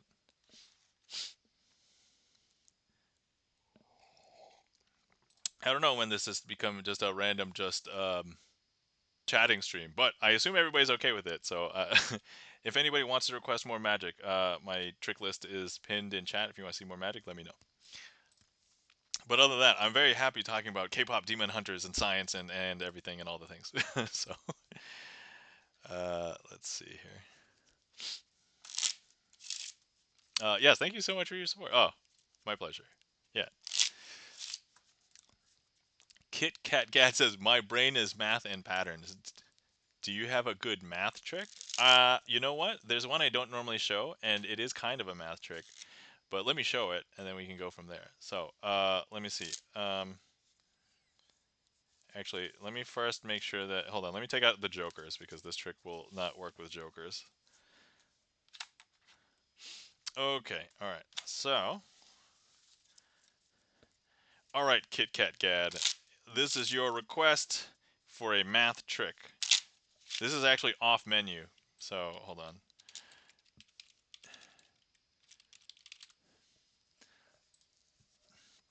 I've done this in real life. I don't do it here because I don't feel like it translates as well, but you know what? Let's try our best. Okay, so first of all, we're going to need a few cards here. Okay. All right. And Kit Kat Gad, if you would like to select a card out of this set, we can number them 1, 2, 3, 4, 5, 6, 7, 8, 9. Or if you want, if you can click directly on screen if you're on desktop, or if not, you can just name a number. And I will show you that card. Second from my right. So this is my right. So this would be second from my right. Okay. I do not want to see this. And so, okay. All right. I do not want to see this. So I'm going to go ahead and close my eyes, turn my head, cough, and then I will show you the card. All right. Let's make sure somebody knows this card before we do anything different. Turn the face back down, open my eyes, turn my head back. Yep. Okay. Excellent. Cool. So I'm now going to go ahead and we're going to cut this into this packet. All right, so now it's in there. Okay. Now, Kit Kat Gad, I would like you to select any other card that is here in the deck, and we are going to mix up this stack of cards by spelling out what card that is. So let me just give you an example. So let's pretend you select the 4 of hearts. With this packet, I would shuffle it like this. Fourhearts.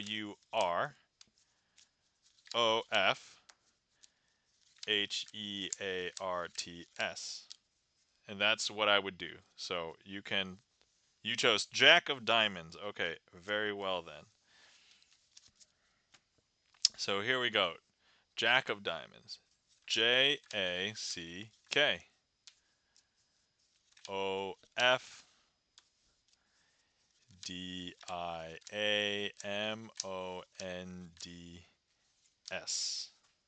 Jack of Diamonds.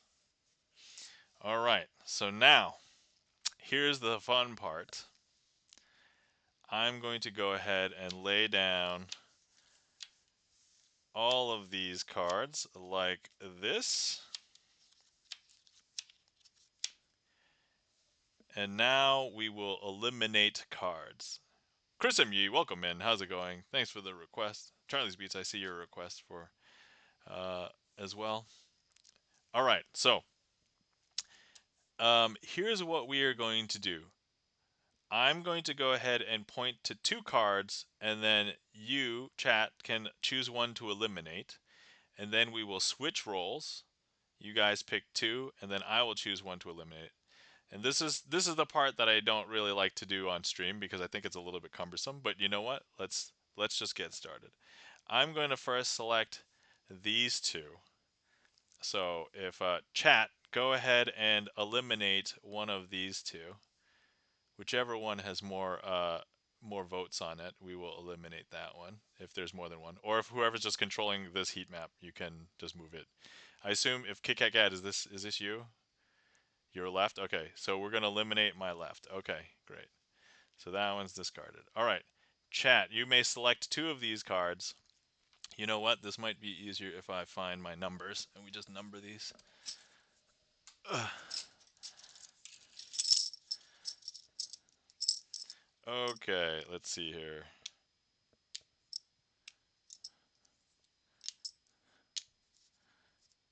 These aren't in order. I'm just demarcating them. All right. So, select 2 of these, and then I will eliminate one. Oh. Oh, you said nope. Oh, my left. My left.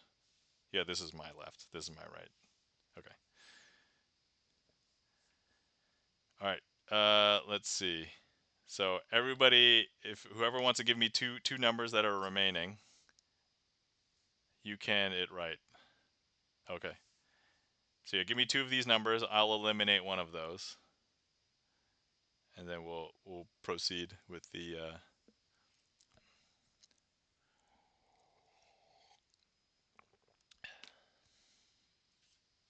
1 and 8. Okay, 1 and 8. I will go ahead and eliminate 1. Okay, I will choose 6 and 7. Chat, anybody in chat, you can eliminate one of those 2.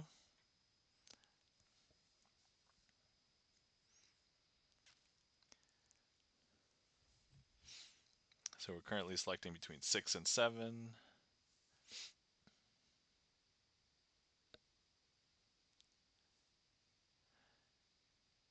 I'll give people a second, then 6. Okay. All right. We'll just go ahead and eliminate 6. All right.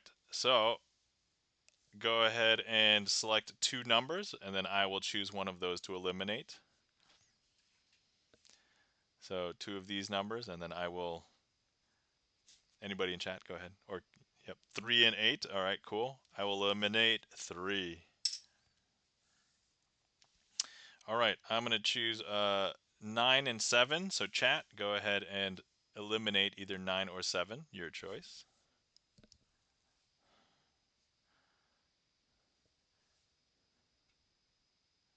7. All right, excellent. I'm going to choose. Oh wait, no, sorry. chat chooses 2 numbers, and then I will choose the one to eliminate.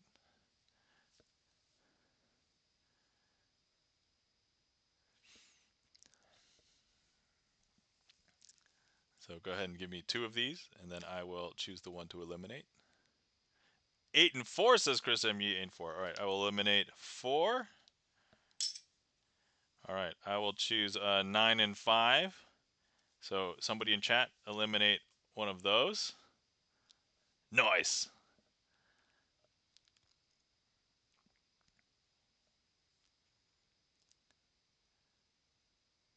So somebody in chat can choose 9 or 5 to eliminate.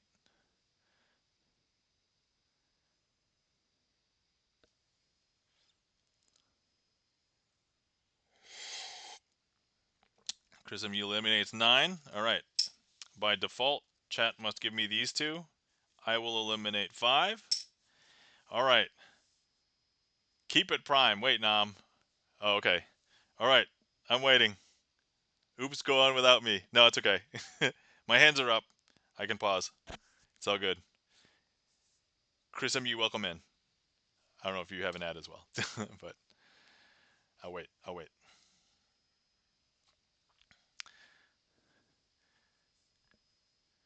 Um, and actually, I'm well. How are you? I'm doing pretty good for the most part. The only part I complain about that I bring up is I'm unemployed currently. But other than that, like, I'm doing good. Surprisingly doing well for not being employed.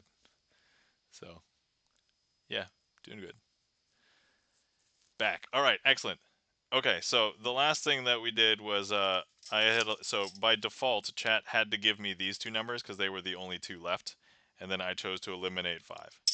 All right, back. Sorry, no worries. I totally understand. Definitely. All right, Kit Kat Gad, what was your card that you had selected out of that out of the arrangement? What was your card? And would you be surprised if this was that card? 7 of diamonds. All right, so here we go. 7 of diamonds. Boom. 7 of diamonds.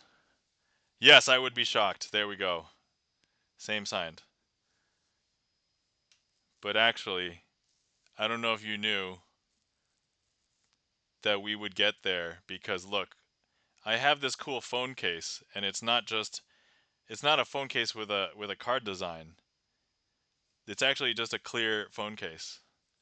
It's a clear phone case that actually has a playing card in it. And I don't know if you know, but there's if you were here, you could pull it out yourself. But since you're not, I will go ahead and just. I don't know if you know, but somehow I certainly had a feeling.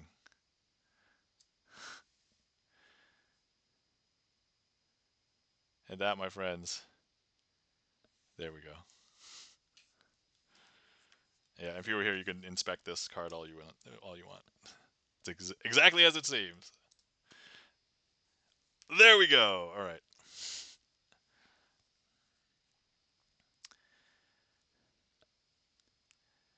Yes, I would be shocked, says Kit Kat Gad. Yep. Yeah, so that is partially based on math there. There's a little bit of other stuff in addition, but is mostly math. Is that Shellmath's card? Yeah, this is Shellmath's card, correct. Thank you kindly for the claps. Felden Kane, Kit Kat Gad, and for the Chris ME emotes, the spin. Thank you. I just realized the numbers worked out for that. She's in the scam baiting community. Yeah, I think we had like 2 or 3 raids from various scam baiting community streamers, and so yeah, that's when I ran. And Kit Kat Gat, I think you came over right from a scam baiting community raid as well. I think. And if you didn't, I don't know how you found me, but thanks. Obi-Wan, welcome in. How's it going? Hi, Crazy Agent, Chris M. E-Room, Gibson Lens. Obi-Wan, welcome in. Hopefully you're doing well. Good to see you.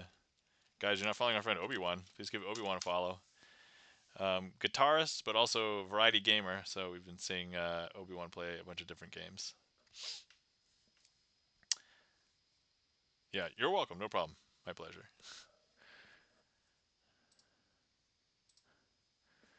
All right. Let's see here. Oh my God, we have a bunch of things in the queue. Let's go ahead and do a trick. All right, let's see. You know what? Let's go ahead and use red aces. Oh wait, no.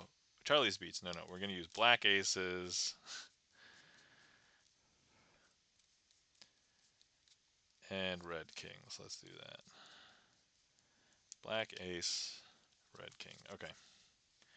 All right. So Kit Kat Gat says my dad played Gibson guitar and mandolin. Oh, Gibson. Okay. Hold on, just catching up with chat. Obi-Wan says good. I'm doing well. Awesome. Good to hear.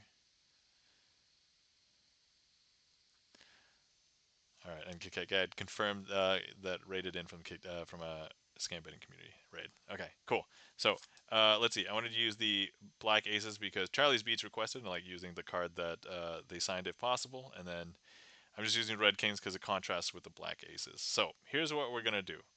I'm gonna turn over the red kings and I'm gonna place the two black aces in between them. So that's exactly as it seems. Now, if I don't do any magic, the state doesn't really change as far as like the black aces being in the middle and face up. But if I go ahead and do one magical shake, so here's a magical shake. This magical shake actually changes everything because now the two red kings will be face up in between the face down black aces. Because look, is that weird? That's super weird, right? Once again, if I don't do any magic, the state doesn't change.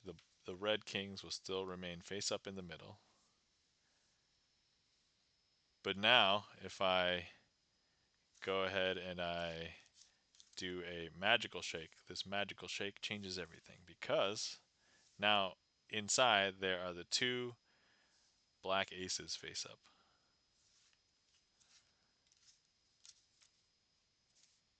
And that, my friends, is an overture. Thank you for that request, Charlie's Beats.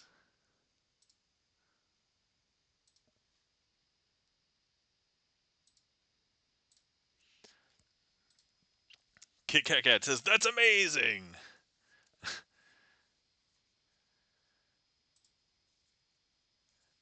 Yeah, Gibson guitar. Yeah, let's see. Obi-Wan says, I play Gibson Les Paul style guitar, but it's the Ibanez version. Okay. Thank you kindly for the claps. Charlie's Beats, Chris M. Yee, E Room, the Magic Shake. Yeah, that Magic Shake. So yeah, I was able to do this one randomly out in the wild.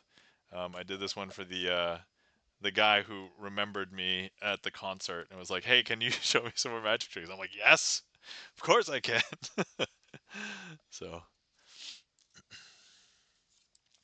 all right. Next up, we have a request from Chris M. Yee, Michael Elevator. Guys, you're not following our friend Chris M. Yee. Please give Chris M. Yee a follow. Chris M. Yee, variety gamer, plays a bunch of different games, including Fall Guys, and I've seen like just party games. I've also seen him playing Settlers of Catan. By the way, I'm a fan of board games. I know Chris knows that. I don't know if everybody else knows that, but I love board games. Also, Chris MU is the host of the Clip MU show, so where he showcases the best clips across the Twitchiverse. Kit Kat says, "Ooh, board gamer here too. Awesome. Yeah, board gamers unite. Woo." All right, so let's see here. Let me find. Oh, I just need a few other cards for this trick. Okay.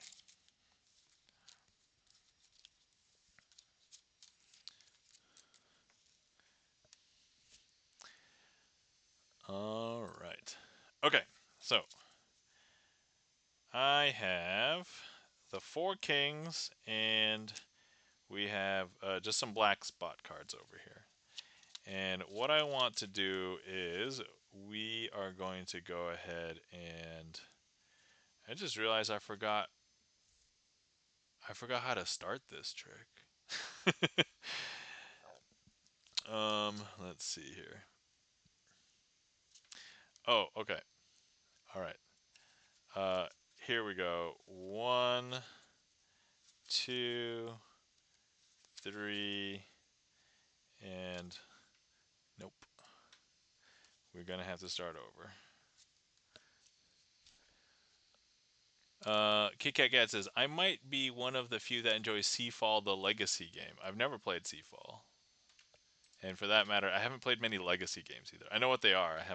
I just, I don't have time to invest into the same game many times. Also, I don't really have a play group, or at least at the time, I didn't have a regular play group that would dedicate that much time to it. All right, we're gonna mulligan. All right, there we go.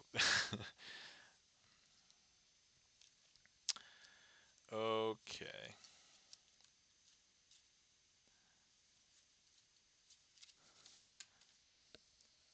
So many rules, so quickly forgotten. Yeah. You played a JRPG like Star something, Crazy Asian. Yeah, I played Sea of Stars is the one. That's the rough part about playing board games, learning and forgetting rules. I mean, that's kind of par for the course, right? Like the best thing about board games is that there's so many different kinds, but there's like standard there most games fall under standard archetypes. So if you have a good base of like a bunch of different mechanics, you can be like this mechanic's like that, this mechanic's like that. The problem with writing rules for board games is that you have to write the rules for somebody who's never played any of those board games before. And so for people who are not into board games, yeah, they're effectively learning like 6 new board games for like a new board game. But like somebody who's played a ton of board games, you're just like, "Oh, this game takes this piece from this piece from this from this other piece." And you're like, "Oh, I know how to play already." Like so that's the thing about yeah, yeah, Sea of Stars. Yep. If you want to see all my old VODs, I have all my old VODs of video game stuff over there, as well as my Magic ones. But I moved all of my VODs from my main YouTube channel to this other channel. All right. Sorry, I messed up, and then we got on a board gaming tangent. But yes, writing rules for board games is hard because you have to write the rules for people who've never played any board games. But if you could write the rules for people who have played board games, you could really condense them.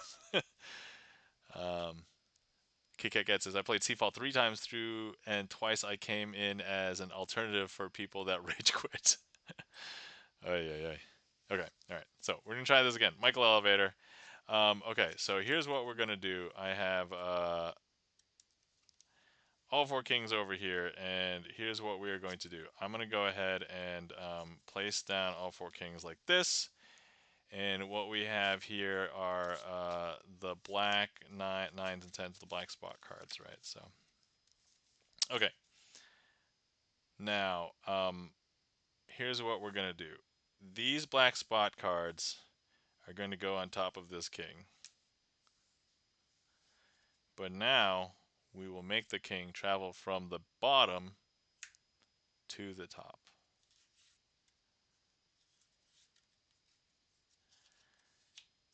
Once again, we can do it again. I'm going to go ahead and place this king on the bottom.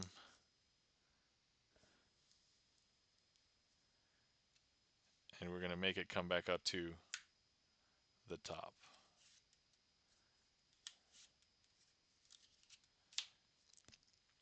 Now, some people think, oh, it's when I place it on the bottom. Well, how about this? What if I go ahead and I insert the card into the middle, like that? I can still bring it up to the top. So that king travels up to the top. And then finally, this last one, and here we'll show you, King of Hearts. We'll place it on there. The King of Hearts actually is a helicopter pilot. And so the King of Hearts will fly over all the other kings and pick them all up because here they all are.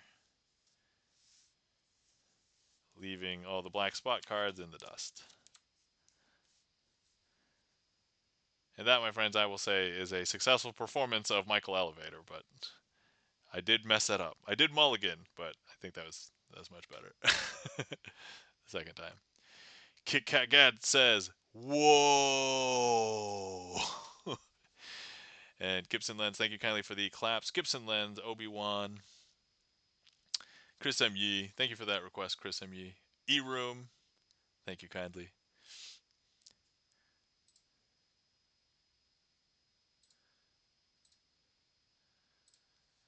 Yeah, so board games, hard to write instructions for.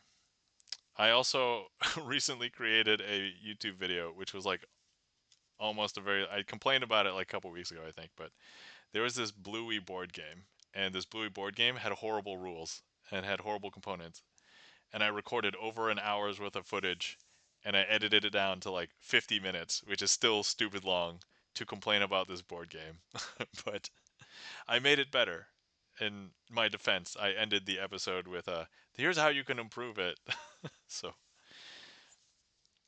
but I do have some old videos, like a playlist of old board game content that I have on my YouTube. So if you go on my YouTube page and you find like my playlist, you should be able to see like a board game one. So there's a couple of board game ones. If anybody's interested, check them out. I think for a while I had like the topmost tutorial for this two-player abstract game called Corridor. That one was mine, and then also I might have had one of the best Android Netrunner tutorials with my buddy. Actually, if you guys are familiar with Malhaku, he's been in chat a couple of times. He and I did the tutorial for Android Netrunner, and that was like one of the most popular tutorials for Android Netrunner besides the publisher. Kit Kat Cat says, "Ooh, I will check that out. I like highly thematic games." Oh, awesome! Yeah. Obi-Wan says, "And did the maker of the board game made any improvement?" I mean, the people who made the board game, I don't even know if they would have seen it. My video has like 100 views, so I don't know. But the original maker, the board game came out in 2020, and every review I watched of it just bashed. For anybody who's curious, the game that I bashed was it's called Bluey Shadowlands, the board game. So first of all, Bluey is a TV show that a lot of kids enjoy. Parents enjoy it too because it's like 7 minutes per episode. But it's about this like dog family, Australian dog family. This board game is based only on one of those episodes, and it's called Shadowlands, hence the name of the board game as well. But like, I basically rip it apart. Like, it's so yeah, the Australian Bluey show. I've seen Bluey. Yeah, hold on. Let me just pull up the video link if anybody wants to watch me tear it apart. Yeah, I it's the video itself I edited and it's 49 minutes. Yeah, arguably the best kid show. Is it a board game for kids? I think the board game was intended for kids and families, and even I disagreed that kids and families could play it. But I went through the painstaking effort of rewriting the existing rules to be clear, and then I remade the rules to actually be closer to the episode, closer to what Bluey would actually be, like as far as like so the original game is competitive, but I made the game cooperative, which feels much more in the realm of Bluey. If you watch the episode that it's based on, they're playing it cooperatively. They're not playing it competitively. Yeah, it does look like a cheaply made game. Hell yeah, the components were cheap. Absolutely. Kit Kat Cat says, "Ha! Smoked a kid's board game. I like you even more now, instant friend." Thanks, Kit Kat Cat. I appreciate it. Usually everyone wins in Bluey. Yo, Chris M.E., the original rules, only one person won. I made it so that everybody wins or loses. That's so I even put together a document. I put a Google Doc and I shared it in the description of that board game in my board game video. And I have my rules and I'm like, if you want to improve this board game, here's what you do. Here's my rules and then here's how you would upgrade the components and all of that. So there we go. All right. Okay, all right. Okay, let's go ahead and sorry, I know Happy Nightmares probably been waiting for her trick, so I'm gonna go ahead and get. You know what? Happy Nightmares, signer of the Two of Hearts. We can use the Two of Hearts, and we use the Four Kings as well. And so All right, here we go. Two of hearts, and this trick is called I Know Kung Fu. All right, so first things first, we have the red kings, and then we have the black kings, and then I'm going to go ahead and place the two of hearts over here. Woo, says Happy Nightmares. All right, so, okay, here's what we are going to do. I'm going to go ahead and, so we have the two of hearts over here, and what I want to do now is, hold on, I'm trying to do a thing in my hands, and it's not working. All right, there we go. Okay, so here's what I'm going to do. I'm going to go ahead and place the two black kings over here. I'm going to grab the two, place it amongst the red kings. And so here we go, those three cards. Now what I'm going to do is I'm going to grab the two very quickly, right? You're not going to see it because it's going to be very fast because the trick's called I Know Kung Fu. And so here we go. Those three cards have become two cards, and I've placed the two, I don't know if you noticed, over here in between the two black kings. And now over here, we have the two red kings. I know that might have happened very quickly. Let me eat this heat map so we get it out of the way. Delicious. Um, I know if that was too fast, we can go ahead and do this again. Okay, let's do this again. So uh, once again, we have our Happy Nightmare signed two of hearts, and we have our red kings. Last time I turned all of the kings face down, but you know what? Let me keep some of the black kings face up this time, and then and we have the two of hearts right there, and then I'm going to go ahead and let's place the two of hearts over here. Okay, and now let me grab the other. So last time what I did was I did not put anything in between the two black kings, but you know what? This time I'm going to deliberately place the two in between the two kings like this. Okay. But now I'm going to go ahead and smash this as though I knew Kung Fu. So those two red kings will now flatten out to be one card. Actually, not just that, they become the two of hearts.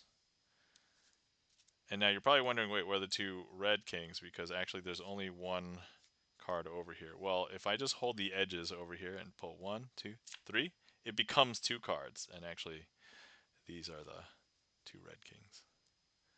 And that, my friends, is I Know Kung Fu.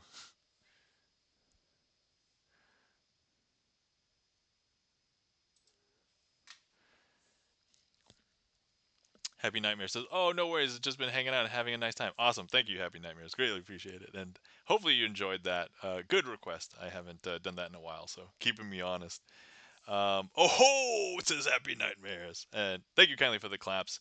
Chris M. Yee, Happy Nightmares. E Room and Kit Kat Cat says, wow, wow, wow. Yeah, I when I learned that trick, I'm like, huh, how can I spruce this up a little bit? And so there's some like minor tweaks that are a little bit different than the original version of the trick, but for the most part, I think I stay true to the original. But yeah, I didn't come up with that myself. That can be that honor goes to Jack Parker, who by the way is passed away. So rest in peace, Jack Parker.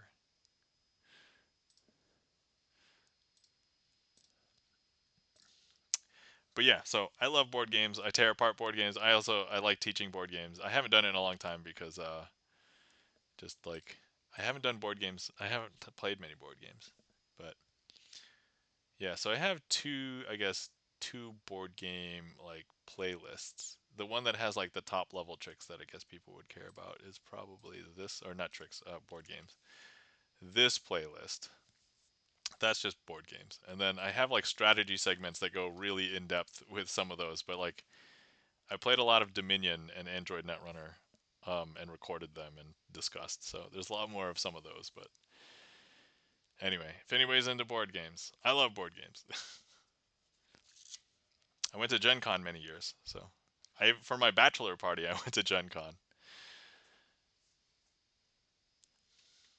All right. Let's see. All right. So if anybody wants to see any more magic, let me know. Let's do a last call. So if anybody would like to see any more magic, now is the time to request. Otherwise, I will definitely still have. I will do a finale trick, and we'll do our outro and everything. You know what? What do I want to do for a finale today? That's a good question. Great question. Do not know. Oh, maybe this. I'm going to look for the Bluey review. Okay, yeah, it's pretty. I think if you go to my channel and just search for Bluey, there's only two videos. One of them is that review, and then the other one is a magic trick. Because I was inspired to do a Bluey magic trick, and so if you're familiar with a different episode of Bluey called Mini Bluey, I did it with Bluey playing cards that I got. I did order these, so the only thing is that they don't have a suit. They do have a rank, but like I did a trick with. Actually, they might still be in the same state of trickery. Oh no, no, some of them are jumbled, but yeah. So like here's a bingo, the bingo character card, and Bluey is the ace. So Happy Nightmare says, I love board games. I miss selling them when I used to work at a toy shop. Oh, I love going into toy shops. Kit Kat Cat says, best job ever. Yeah. I only worked, I can't really say retail because I worked at Blockbuster Video. We would rent stuff out. I guess we sold stuff too, but by we I mean Blockbuster. But that was like the only quote unquote retail job that I had. It was a cool place to work. I liked it. But in the later years, the company did not treat us very well. And now we know why. It's because they were losing money to Netflix. Which, by the way, during my tenure at Blockbuster, it was mentioned that at some point Blockbuster had the opportunity to purchase Netflix. And this was before Netflix was a streaming service. They were just doing like mail DVDs and stuff. Basically, when shipping stuff was faster than digital data transfer. And now, if we think about that, that's like ludicrous and like insane because data transfer speeds are just like so fast enough to give you a movie in like you know a few minutes or just stream it. It's kind of insane, but I'm sure Blockbuster might have regretted that decision at some point. Chris MU says the mail disc deliver model was wild. So Chris, I just have to tell you, yeah, but even then it was beating Blockbuster. Yeah, so even the mail delivery of Netflix was like better than Blockbuster. Blockbuster tried to capture some of that later, but they were a little bit late to the game, and plus their technology was like behind as far as like offering to customers. Kit Kat Cat said Blockbuster was my high school experience. Yeah, Blockbuster was my high school and college experience too, because like I started working at Blockbuster in high school, and then I continued working at Blockbuster basically through all of college. So, um, but yeah, it was so crazy because I would talk to some people that worked at the post office, and basically just for Netflix and Blockbuster Online, they had special meetings because the post office had to deal with all of this mail, and they had special meetings specifically to discuss how to handle like the DVD mail services. So it was so new and different that they had to do something like that. And I was like, wow, that's kind of crazy.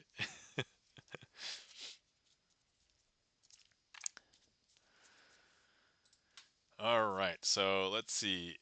Perfect pair, as requested by Charlie's Beats. I'm going to make a prediction. I need to find a card to make a prediction with. All right, let's say, I don't know, is this one good? Maybe this one. Okay, I think we're gonna go ahead and predict this one. Okay, I'm gonna place that down here. All right, let's go ahead and have chat select one of these cards. So if anybody would like, um, if you're on desktop, you can click directly on the screen and get one of these. Click on any one of these cards. So in order to actually, we'll wait for the selection first, because if you want to choose the top card, I don't want to use that as an example. All right, we have two. Oh, this one's moving around. Okay, all right. This one's static. Okay. So will you? How about this? This one will be the real card.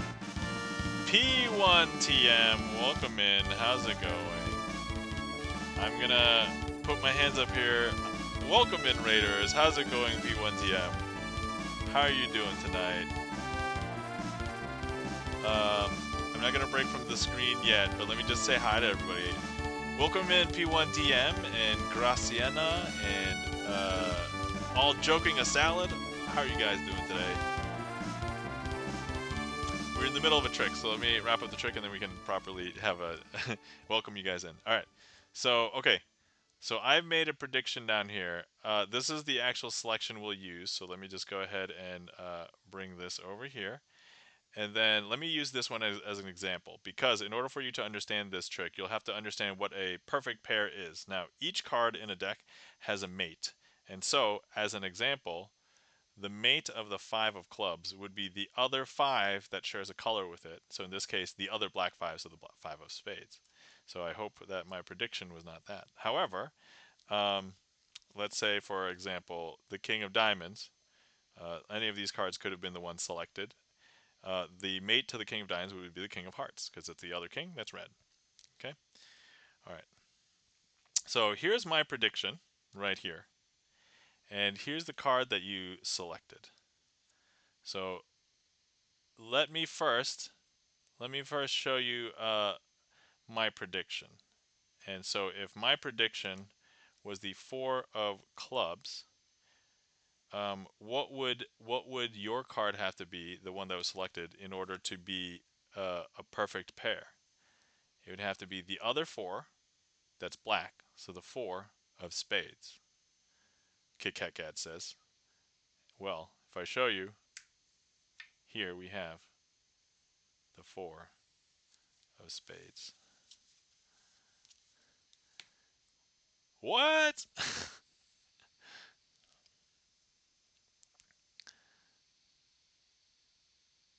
Crazy, right?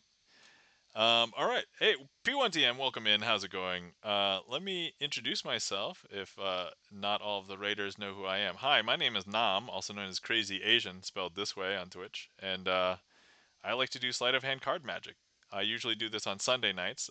You might catch me doing like other streams during the week, but I try and keep Sundays Sleight of Hand Sunday, where we do mostly card tricks. I do have a couple of tricks that aren't card tricks, but welcome in. How's it going? All joking aside, it's Charlie, referring to Charlie's bees. Charlie, how's it going, Charlie? Sorry, I just Kit Kat Gad says, "Are you sure you didn't make a pact with someone at a crossroads?" Oh no pacts like that here. As far as I know, I think I'm still in possession of my soul. That's what I hope, anyway. All right, let me do something for the Raiders. Raiders, welcome in. And I'm just going to go ahead and if anybody from the raid would like to select a card, feel free to go ahead and select a card. Any Raider or P1TM, if you would like to select a card, you can call it out. Or if you're on desktop, you can click directly on the screen and it will put a heat map on it. So let's go ahead and do that. And let me type a thing. Okay. All right. 5 of diamonds, says P1TM. All right. 5 of diamonds right here. 5 of diamonds. Here we go, P1TM. So now, the 5 of diamonds. Here's what we are going to do. We are now intrinsically connected to the 5 of diamonds because of the raid. Thank you so much for the raid. And here's what I'm going to do. I'm going to go ahead and put this into the middle of the deck, okay? So we're going to put it right there. All right. But now, when I snap, we can bring the 5 of diamonds back up to the top. I don't know if you believe that, but here, I'll just show you 5 of diamonds. That's strange, right? But here's the thing. We just got the power. We don't want to waste it. So look, I'm going to grab it, take it, put it in the middle of the deck. like this. And if we snap again, that will bring it from the middle back up to the top. Because if I show you, take a look, it comes back up. Now, some people believe that the snapping is the thing that does it. So here, look, I'm going to go ahead and put it into the middle of the deck. And importantly, I haven't snapped yet, right? So now if I show you what's on the top, that's some other card. That's not the, but look, if I snap, that will bring it back up to the top because look. I know some people believe that magicians will pull a fast one on you, and to that I would say, yeah, you're right, we will. But some people think that I'll swap out a card or something. I'll leave this sticking out. This could be signed. I'll leave it sticking out. You'll know that it's still yours because it's the 5 of diamonds. I'm going to go ahead and take it and put it into the middle of this packet. I'm going to take this whole packet and put it in the middle of this packet. Importantly, some people think I hide it on the top. That's not the card. Some people think that I hide it on the bottom. But it's not until I snap. That will bring it from the middle back up to the top. And there is our 5 of diamonds. Is that strange? That's very strange, right? That should not happen. That's a little bit weird. A little bit bizarre. And then we'll give you the full performance. I will do another trick that I normally show like new people or random people that I will run into in the wild. And these are like my 2 tricks that I like to do as a combo. So let me go ahead and show you. We have the 4 5s. I want to do something interesting with these 4 5s. I want to turn them all face up, but only one card at a time. But if I was to give you the cards, you might just turn it over like this, right? And so that's not magical. That's not really, I need to do it in a much more magical way. So instead, I'm going to go ahead and hold the packet and give it a magical twist. This magical twist will turn up one of the 5s. In this case, the 5 of clubs. Now, don't break your gaze. This is the part that gets people, right? So I'm going to go ahead and give it another magical twist. 5 of clubs turned itself face down, and the 5 of hearts will turn itself face up. Is that weird? That's super weird, right?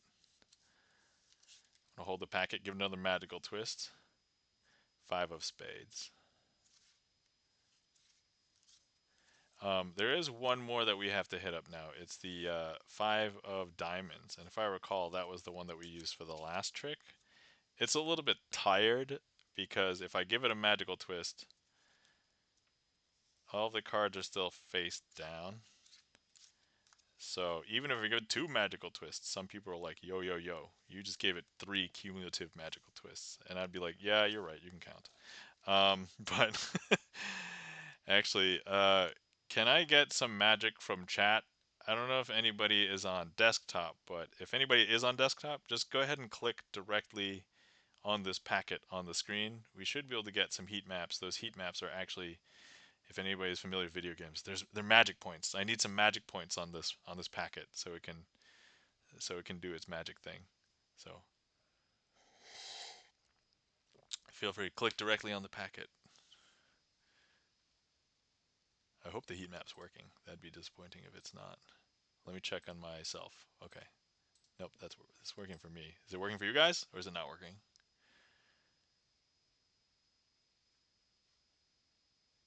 Or nobody is on desktop is what I'm hearing. All right. I can move my own heat map. Does that work? Okay. All right, guys. One finger. Here we go. I think that might have been enough. We just need a little bit of magic. Need some MP. Turns up the 5 of diamonds. I don't see the heat map. What? Oh no. The heat map's broken. I'm sorry. I might have to refresh. Let me see here.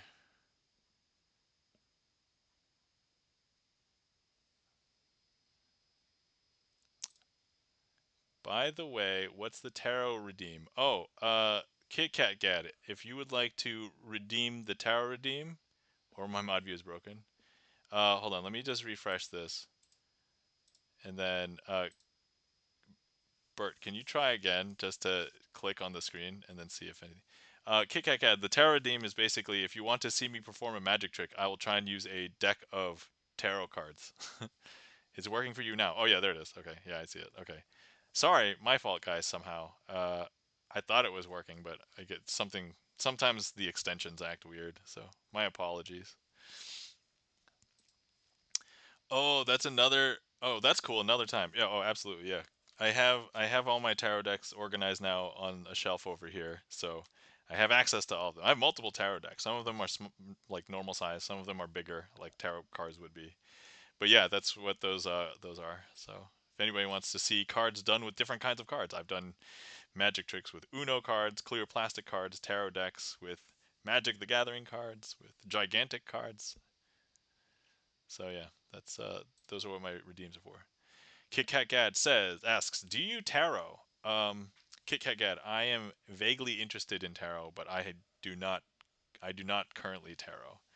I would say that I I have enough knowledge where if I had some references and I would have to do it a few times that I could probably come up with something, but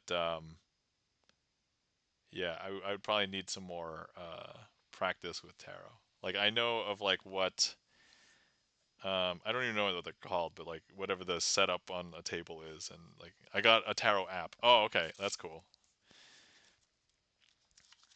I think my storytelling would lend itself to do tarot, so that might be something I pick up in the future.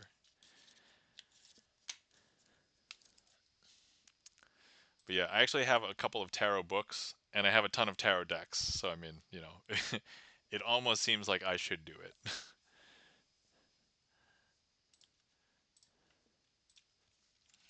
Anyway, P1MT, thank you so much for the raid. Greatly appreciate it. Hopefully, your stream went well. Sorry I did not ask right away.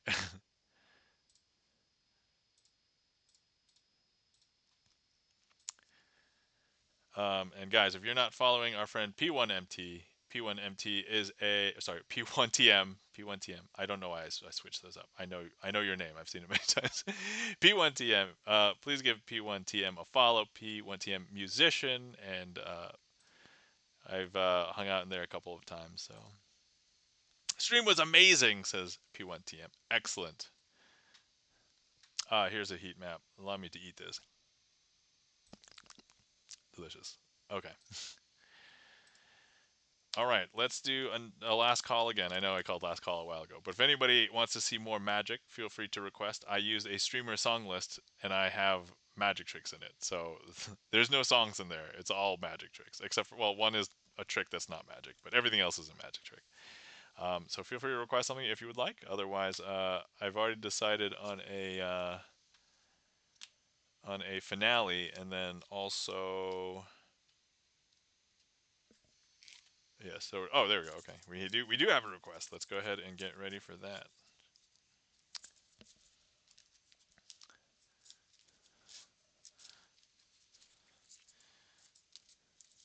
Okay.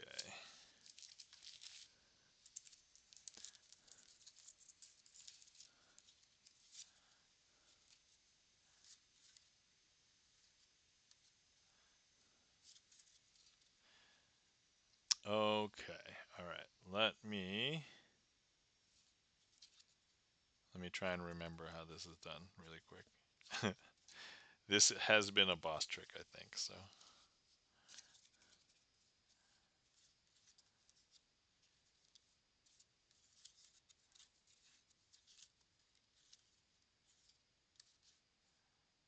okay. I think I remember. All right. Worst case scenario, it's just a okay. All right. Here we go. Is Charlie's Beats keeping me honest? All right.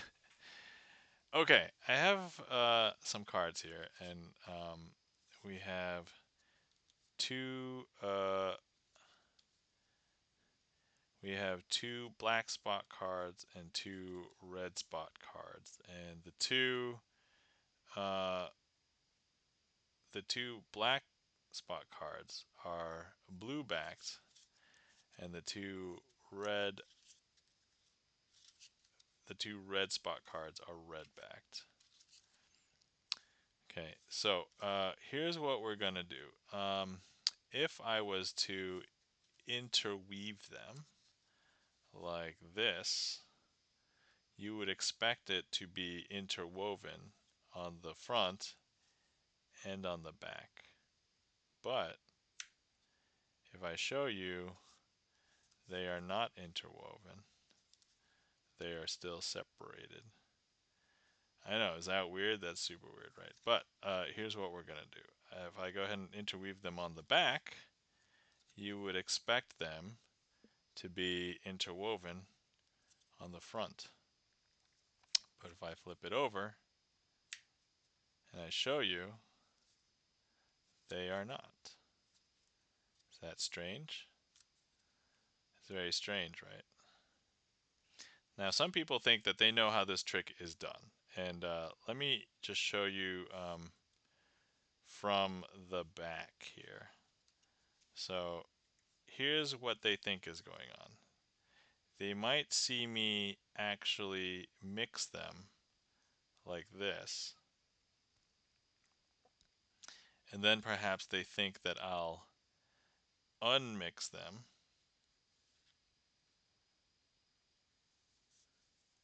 But in all actuality, they are still mixed. But if I don't want them to be mixed, I can unmix them anytime.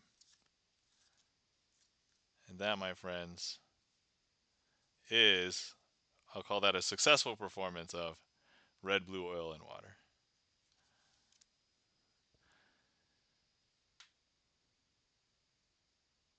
Not gonna lie, that one made me a little nervous because I've messed that up more than once. So thank you, Charlie's Beats, for requesting that. There's times when I'm like, Charlie's Beats, he's gonna request something, it's gonna be awesome. And then there's other times where it's like, Charlie's Beats, oh, he knows how to hit my buttons. It's like Charlie's Beats button pressing, very good. Thank you kindly for the claps. Charlie's Beats, Gibson Lens, Kit Kat Gad. All right, cool.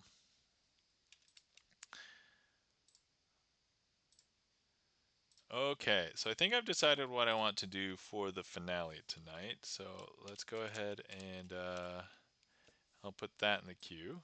And then I'll do the outro, and if nothing else gets in the queue by the end of the outro.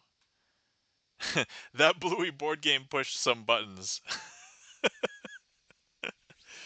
Hells yeah, it did. Okay, so going back to the Bluey board game review. So not only did I rip this apart, but if you watch other people's reviews of this board game, everybody hated this board game. Like, there are some people who like tried to be nice, but they're like, "Oh, it's for the kids," and I'm like, "Well, yeah, but you could still make it better." And it's like even the people who are just willing to be honest about it, they were like, "Wow, the components are terrible.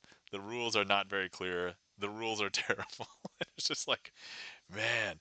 And on BGG, which if anybody's familiar with the Board Game Geek, like the rating of this Bluey board game is like in the red. I think it's like less than 3. And it's on a scale from 1 to 10.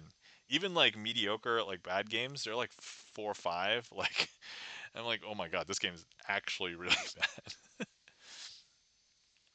Sounds like Bluey needs to become a character in Seafall.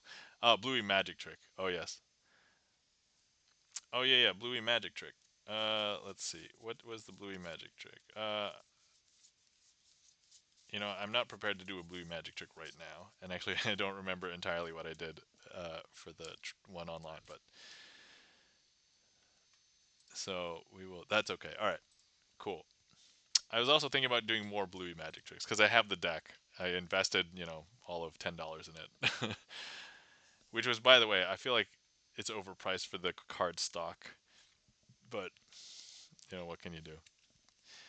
All right, cool. So anyway, thank you everybody for coming out and hanging out with me tonight. Thank you to everybody who interacted with the stream. Thank you to anybody who chatted, who did a sound alert, requested a trick, clicked on the screen, chose a card, clicked on the heat map. If it wasn't for you guys, this wouldn't be as much fun for me. And thank you to all the lurkers out there, because if it wasn't for you guys, magic was one of those rare art forms where if I'm just practicing magic at home, there's no magic actually happening. Magic has to happen in your mind. Thank you to Charlie's Beats for the resub today, and thank you to P1TM for the raid. Thank you guys so much. Um, it means a lot to me that people even just want to come in. Rev Beaumont, welcome in. How's it going? How are you doing today? Thank you for shouting out Rev Beaumont. Great timing, hee hee. Alright, well, I guess we're gonna be doing some more tricks. Welcome, Raiders. Final trick occurring. I'm gonna have to do a couple more, I think. Rev Beaumont, welcome in. How are you doing? Let me see here. I think I'm following Rev Beaumont because I remember Rev Beaumont. You were one of my earlier raids, I think. You might have raided like me over here before, but I remember. So, Rev says, "I'm great, awesome, good to hear. How is stream? How are you doing?" Let me go ahead and eat this heat map. Delicious. Thank you for bringing your community over, and hopefully you're doing well. And I guess let me introduce myself for those who may not know. Hi, my name is Nam, also known as Crazy Asian, spelled this weird way on Twitch. I like to do sleight of hand card magic. Um,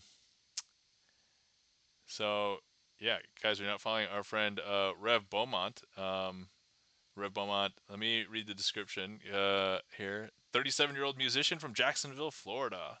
So, playing black metal in your band, the Noctambulant, and also play a number of originals and a cover on acoustic. Excellent. Awesome. Sorry, I couldn't hear at the time. Oh, okay. My apologies. I'm doing great. Music streamer, occasionally does sleight of hand as well. Oh, Rev Beaumont, you also do sleight of hand as well. Okay, excellent. Cool, cool. Yeah, I I was about to wrap up, but you know what? We can do a couple more tricks and then we'll wrap up. So, let's see here. Let's go ahead and you know what? The two jokers are pretty good at cheating for me. So let's go ahead and cheat with the jokers. Let's show you guys how I cheat. Do your favorite? Oh, I have a lot of favorites, but I usually save those for finales, which I will probably do after the couple tricks here. And and juggles and some gaming. All right. I mean, I like gaming as much as everybody. I don't stream as much of my gaming. I probably should stream more, but um, and then double triple. Welcome in. How's it going? All right. Okay. So here we go. Uh, First things first, I found the two jokers. These two jokers are my buddies that will help me cheat. And here's the thing. They can help me cheat even if they don't know where all the best cheating cards are. I'm a variety act, says Rev Beaumont. Yes, Kit Kat Gad. All right, excellent. And so here's where they're going to help me. So for anybody who plays playing card games, you may like the fact that that the jokers can help find very good cards. Now, some very good cards that they could find, well, here, let me go ahead and demonstrate one thing. So this you might not think is magic. This one you might think is more of a skill. But look, I have the two jokers. I'm going to go ahead and steal one of these cards from in here. And look, there's a card in between the two jokers right now. And this happens to be, oh, look, it's an ace. All right. Well, some people may want to see something magical. And to that, I would say, sure, let me go ahead and instead of doing something that is skill based, I'm going to do it long distance. So I'm going to hold the jokers over here. I'm actually going to go ahead and I'm going to have the jokers find another card and they will snatch it from far away. Ready? 1, 2, 3. I don't know if you saw it, but they caught a card that shot out of the deck. And look, they found another ace. Now, you might, oh, P1TM, gonna knock out to sleep. Love the vibe and tricks. Glad I could spend a little time with you, with all you amazing people. All right, good night, P1TM. And once again, thank you so much for the raid. Greatly appreciate it. Okay, so you may think that the jokers have to be face up to find the card, but no, we can put them in disguise. We can go ahead and here you go. Oh, very clean, but just went to Adland. Okay. Oh wait, I'm waiting. No worries. Let me do some ASMR.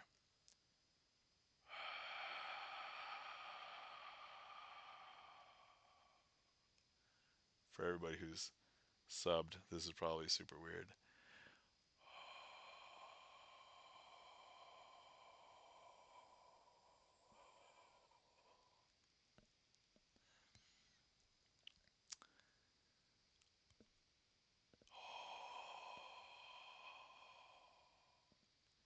Don't clip this. I know if I say that, that almost invites clips, but if only I had like a mouth like who's that? Who's the actor that did all the sound effects for in Police Academy? Michael Winslow. All right, that's awesome. The hands up at break is what I do during the trick. I love it. Gibson Lynn says yes. I think that's the Michael Winslow thing. All right, cool. All right. I always wonder whether the ads are personalized or regionalized. I think it's personalized based on demographics. So like if you fit into a bucket, like I've seen a bunch of ads where it's like, oh, and then I ask somebody else, which ads did you see? But they're like, in it. So anyway, okay, we just found two aces. We just put the two jokers face down on the deck because they're in disguise. But now they're gonna go ahead and find another ace because they can help me cheat. So here we have another one, and now they're gonna find the last one right here. Okay, now I know that that trick was interrupted, but you know what? Let's do another one with the jokers. I'll place these aside just for a second. Awesome. Okay, so here's what we're gonna do. We're gonna have let's select a card. Doesn't matter what it is. We can all know what it is. Let's choose the 7 of diamonds, and the important thing is I'm gonna go ahead and place a card in between the two jokers. The only thing that you need to know is that it is not this card because it certainly is impossible, right? Because that card's over there. So here's what I'm going to do. I'm going to go ahead and cut the jokers into the deck, but they're actually very good at going back in time. And I don't know if I. So here's the thing. They're going to be in the deck somewhere, right? So they're not like. But now we're going to go ahead and cut the 7 of diamonds into the middle of the deck, okay? And those jokers can go back in time because as I cut that into the deck, they're going back in time to then grab the 7 of diamonds and putting it in between themselves. I don't know how that works, right? The time travel is super weird. We don't truly understand it. We don't even know if it's possible. But look, if I just spread through, you will now see, and I'll even do it one-handed, you'll see one card in between the two jokers. But it was like an unknown card. The only thing that we knew that it couldn't have been the 7 of diamonds. But now, if I show you, they did indeed get the 7 of diamonds. Back to the future, says Kit Kat Cat. And so now the 7 of diamonds, let's say the 7 of diamonds running away from the aces. Um, so let's see here. Very clean, says Rev Beaumont. Thank you kindly, Rev Beaumont. All right, so here, 7 of diamonds. Let me just go ahead and place the 7 of diamonds over here just for a second. And then over here we have the aces, right? So here's what we're going to do. I'm just going to go ahead and 1, 2, and 3. Now actually all those aces have become one card, and that one card over here has become all 4 aces. Because look, 7 diamonds now over here, and all 4 aces are over here. Tough, says Reb Beaumont.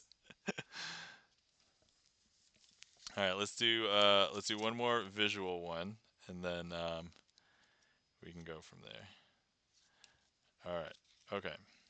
So we have very good, says Red Moment. 1, 2, 3, 4. All right. So we have 4 cards over here, and what I want to do is I'm going to go ahead and palm a card. Now, so some of you may know what palming a card is. It's hiding a card in your palm in a way that other people don't see it. But if I palm it badly, you can see through my fingers that there might be a card there, right? But if I palm it invisibly, I don't know if you can tell, but look, it's here in my hand. It's just invisible, right? You won't be able to see it until I place it down onto the table, right there. I know it's strange. That's okay. We'll do this again. We're gonna break a rule of magic. So here's the thing. I'm gonna go ahead and palm this card, right? But if I palm it badly, you'll still see it. But if I palm it better, it's here. And now you won't be able to see it until I place it down on the table. All right, so now you can see that I have a King of Spades here. Let's leave the King of Spades down on the table for a second.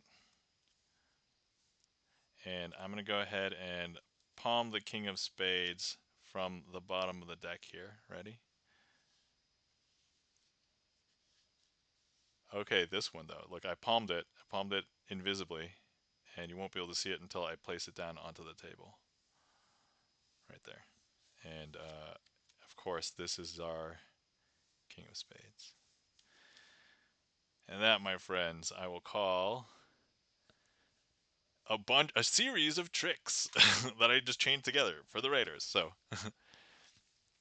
let me just catch up with Rev Beaumont. Rev Beaumont says, tough, very good, glad I rated. Okay, this one though, beautiful. Thank you kindly for the claps. Double Tribble, Chris M. Yee, thank you so much. Rev Beaumont, thank you so much for the raid. And let's see. KK says, I'm running out of words to describe my amazement. Back to the Future. Yeah. And let's see. Awesome. Good. All right. Excellent. Thank you so much. No, thank you for the raid. I appreciate it. All right. So yeah. So by the way, anybody from Rev Beaumont's raid, for future reference, I usually do this on Sunday nights. So if you ever want to come back, I have a trick list. So I basically took a streamer song list. I don't have any songs in it. I'm not a musician. I just put magic tricks in it. So I let chat request tricks if they want to see tricks, and they show up here. And I basically just treat my stream like a music stream, but I perform magic tricks instead of doing music. So um, yeah. But if anybody wants to ever come back, awesome. Hell yeah, that's brilliant. Thanks, Rev. Um, anyway, so I was basically in the process of rolling out, so I'm gonna go ahead and try and do the outro again, and then we'll do the finale trick, which I've decided will be this one, and then we'll raid out. And I will make an exception, I guess. If I get another raid, we will we will continue doing some more magic tricks. Uh, but anyway, thank you so much for everybody coming to hang out with me tonight, and thank you to everybody who interacted with the stream, whether you chatted in chat, requested a trick, clicked on a heat map, picked a card, any of these things. This wouldn't be as much fun for me. Thank you to all the lurkers out there, because if it wasn't for you guys, well, if I'm practicing magic at home, there's no magic happening. It's one of the rare art forms where magic has to happen in your mind. Thank you to Charlie's Beats for the resub today, and thank you for the raids, P1TM and Rev Beaumont. Thank you so much. Kit Kat Cat says, you could be here all night. I know, it would probably be more of a problem if I was employed. It's slightly less of a problem because I'm currently unemployed. But anyway, it's okay. I'm all good. I'm good. At the moment. We'll find out in 6 months if I'm still good. Let's see here. Oh yeah. If anybody's wondering if any of this was like deals with the devil or black magic or sorcery, it is none of these things. So it is sleight of hand and good performance and blood, sweat, and tears with practice. Um, if anybody wants to see more of me and I'm not around, please check out my YouTube channel. Actually, if you could just subscribe to me on YouTube anyway, because I'm like 40 people away from 2K subscribers on YouTube. But I have over 300 magic tricks on my YouTube performance-wise. Check them out. But also I started doing tutorials for channel members on YouTube. So if anybody wants to support me, I'm starting to divulge all of my secrets of magic. I have by Tuesday there will be 5 tutorials up. So 2 for sleights, 3 for tricks, and then there will be more coming. But that's out there as well. And then if you want to see any VODs of streams that I've had that fall off retention here on Twitch, I have them up on a separate channel. Check that out. Kit Kat Gad says, I just kid, but seriously, historically, I'd keep those talents under wraps. Oh, okay. And then Alchemmutation, welcome in. No deals with the devil. Lame. Lol. Hi. Welcome in, Alchemmutation. How's it going? Good to see you. Hopefully you're doing well. Guys, you're not following our friend Alchemmutation, aka Craig. Guitarist, plays Smilecore, and also has created a bunch of his own original music. I happen to like his Armus Skin of Evil. Well, it's called Skin of Evil, but it references Armus from Star Trek. Um, and I also Alchemmutation. You've been doing like other streams too, right? So like you've been doing like productivity co-working streams. You've been doing like reading streams. So that's cool. But if you also want to meet Bob, aka the demon that basically sometimes inhabits Alchemutation's body, you can check Alchemmutation out. Reading as well, yeah, awesome, cool. Alchemmutation says so not happy hardcore. This is probably it's probably just like metal guitar is the best way I can describe.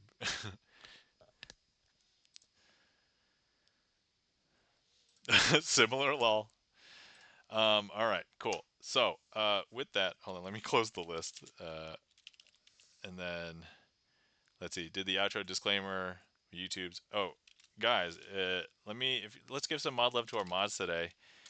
Guys, you're not following our friend and mod Chan the Magic Man. Chan the Magic Man, one of the few other magicians on Twitch that has a regular magic schedule. Definitely give Chan a follow, and he does magic on Monday nights, and you can catch him tomorrow night. If you catch him other times, he might be playing retro games, Grand Theft Auto. He's also been doing some cooking streams, so definitely give Chan a follow. Guys, we're not following our friend and mod Gibson Lens. Gibson Lens, a pianist, composer, has composed a bunch of his own originals and released his first album some months ago. Um, we've been liking it a lot, so definitely give it a listen. You can listen for free in all the streaming services at that link tree ungilded there. So, and also Gibson Lens has been catching up on movies that he never watched, so he will review them on stream now. I'm probably partially to blame because he started reviewing them, and then I was like, anybody want to guess? And I started guessing, and then I started doing poll. I'm also a mod for Gibson Lens, but we started doing polls, and now we just it's now too late. The can of worms of movies has been opened. So, all right. Okay. So here's what we're gonna do. I also should tell everybody that I don't like to mess up my last trick on stream. So if I mess this trick up, we are going to do another finale trick. But if I do this trick fine, then we will find somebody to raid. Okay. All right. So this one is called Bee Sisters. First things first, I have a pile of cards here. One, two, three, four. Now, these are the 4 aces. So we've got a red ace here, and then we've also got a red ace here, and I have both black aces over here. Now, if I take the 2 red aces, not physically, just like spiritually, and I drop them in my hand over here, if you take a look, now the cards in my hand are the red aces. Now, some people are wondering, hey, where are the black aces? And they naturally think, oh, maybe they're over here. But actually, if you remember what I said, I took the red aces from here and I put them in my hand. So now if we take a look at these, there's actually no aces here. These are blank. But now, if I just go ahead and I grab the red aces from my hand and I just blow them away,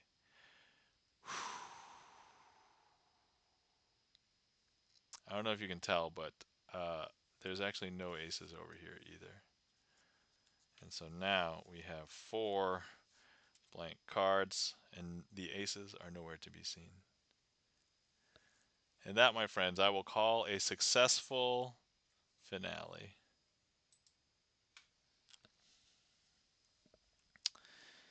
There we go. Kit Kat Cat says bye bye, knowing that that will probably be the end of stream. Rev Bowman says great job, thanks Rev. Double Triple, thank you kindly for the claps. Kit Kat Cat, thank you for the hearts. Gibson Lens, thank you for the claps. And whew, yeah. So man, we had a long stream tonight. Actually, I guess last week's was long too. So all right, let's find somebody to raid. Where do I want to go? Actually, who's on? Because as I said, if I go longer than my normal stream time, there's like different people I can raid, right? Um. Oh, hold on. Let me see here. How long has it been since I raided this person? Let me consult my stream spreadsheet. Yes, I have one of those. Let me see here.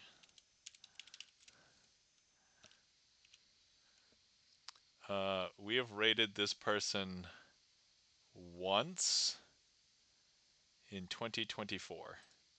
It's actually almost been a year. So maybe it's time to hold on. Let me also make sure that they're not leaving anytime soon. Mute. Okay, all right. Yeah, you know what? Let's raid over here.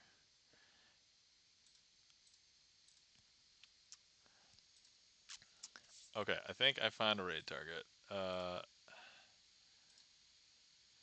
And yeah, they're playing. They've been going for an hour and a half ish. So okay, so we're gonna raid a friend. They're gaming today. Actually, this streamer um, always plays games, but right now they're playing The Sims 4. Kuyusai Music, welcome in. How's it going? Let's guys, you're not following our friend Kuyusai Music. Uh, Cyrus, aka Kuyusai, is a musician, sings, plays keyboard, and definitely give. I'm going to watch your Bluey video. Yes, please, thank you. I put a lot of time and effort into that Bluey video, so thank you, Kit Kat Cat. I appreciate it. All right, so today we're going to be rating our friend Silent XX Bunny. So Silent XX Bunny normally plays Zelda, but also plays currently The Sims 4. And so let's go ahead and go over there and say hi. So let's, if anybody wants to copy a raid call, here's a raid call for anybody who is not subbed. Here's a raid call for anybody who is subbed. Here's if anybody's left behind. Oh no, hold on. I I I overwrote my paste buffer. uh, Here, if anybody's left behind, and then let me officially start the raid. So I know Silent XX Bunny because Silent XX Bunny is a mod for another streamer named Unfocused in IA, and I have to remember Unfocused in IA forever because she's my first raid. So she raided into my stream the first time when I first started. All right, but anyway, so yeah, here we go. Raiding over to Silent XX Bunny. All right, guys. It was great seeing everybody. Hopefully, everybody had a wonderful time. Hopefully, everybody had a wonderful week. Everybody, remember to take care of yourselves. Remember to hydrate. Remember to stretch. By the way, I found out that I needed to stretch my leg, and I was like, "Oh, I did not stretch my leg out good enough." And so I was like, "Oh, okay." I'm getting to the point where I'm at that age where I need to. So remember to stretch and remember to get good sleep because, as we all know, it's very hard to get good sleep nowadays. So great seeing you all. Everybody take care, and we will see y'all next time. All right. Bye.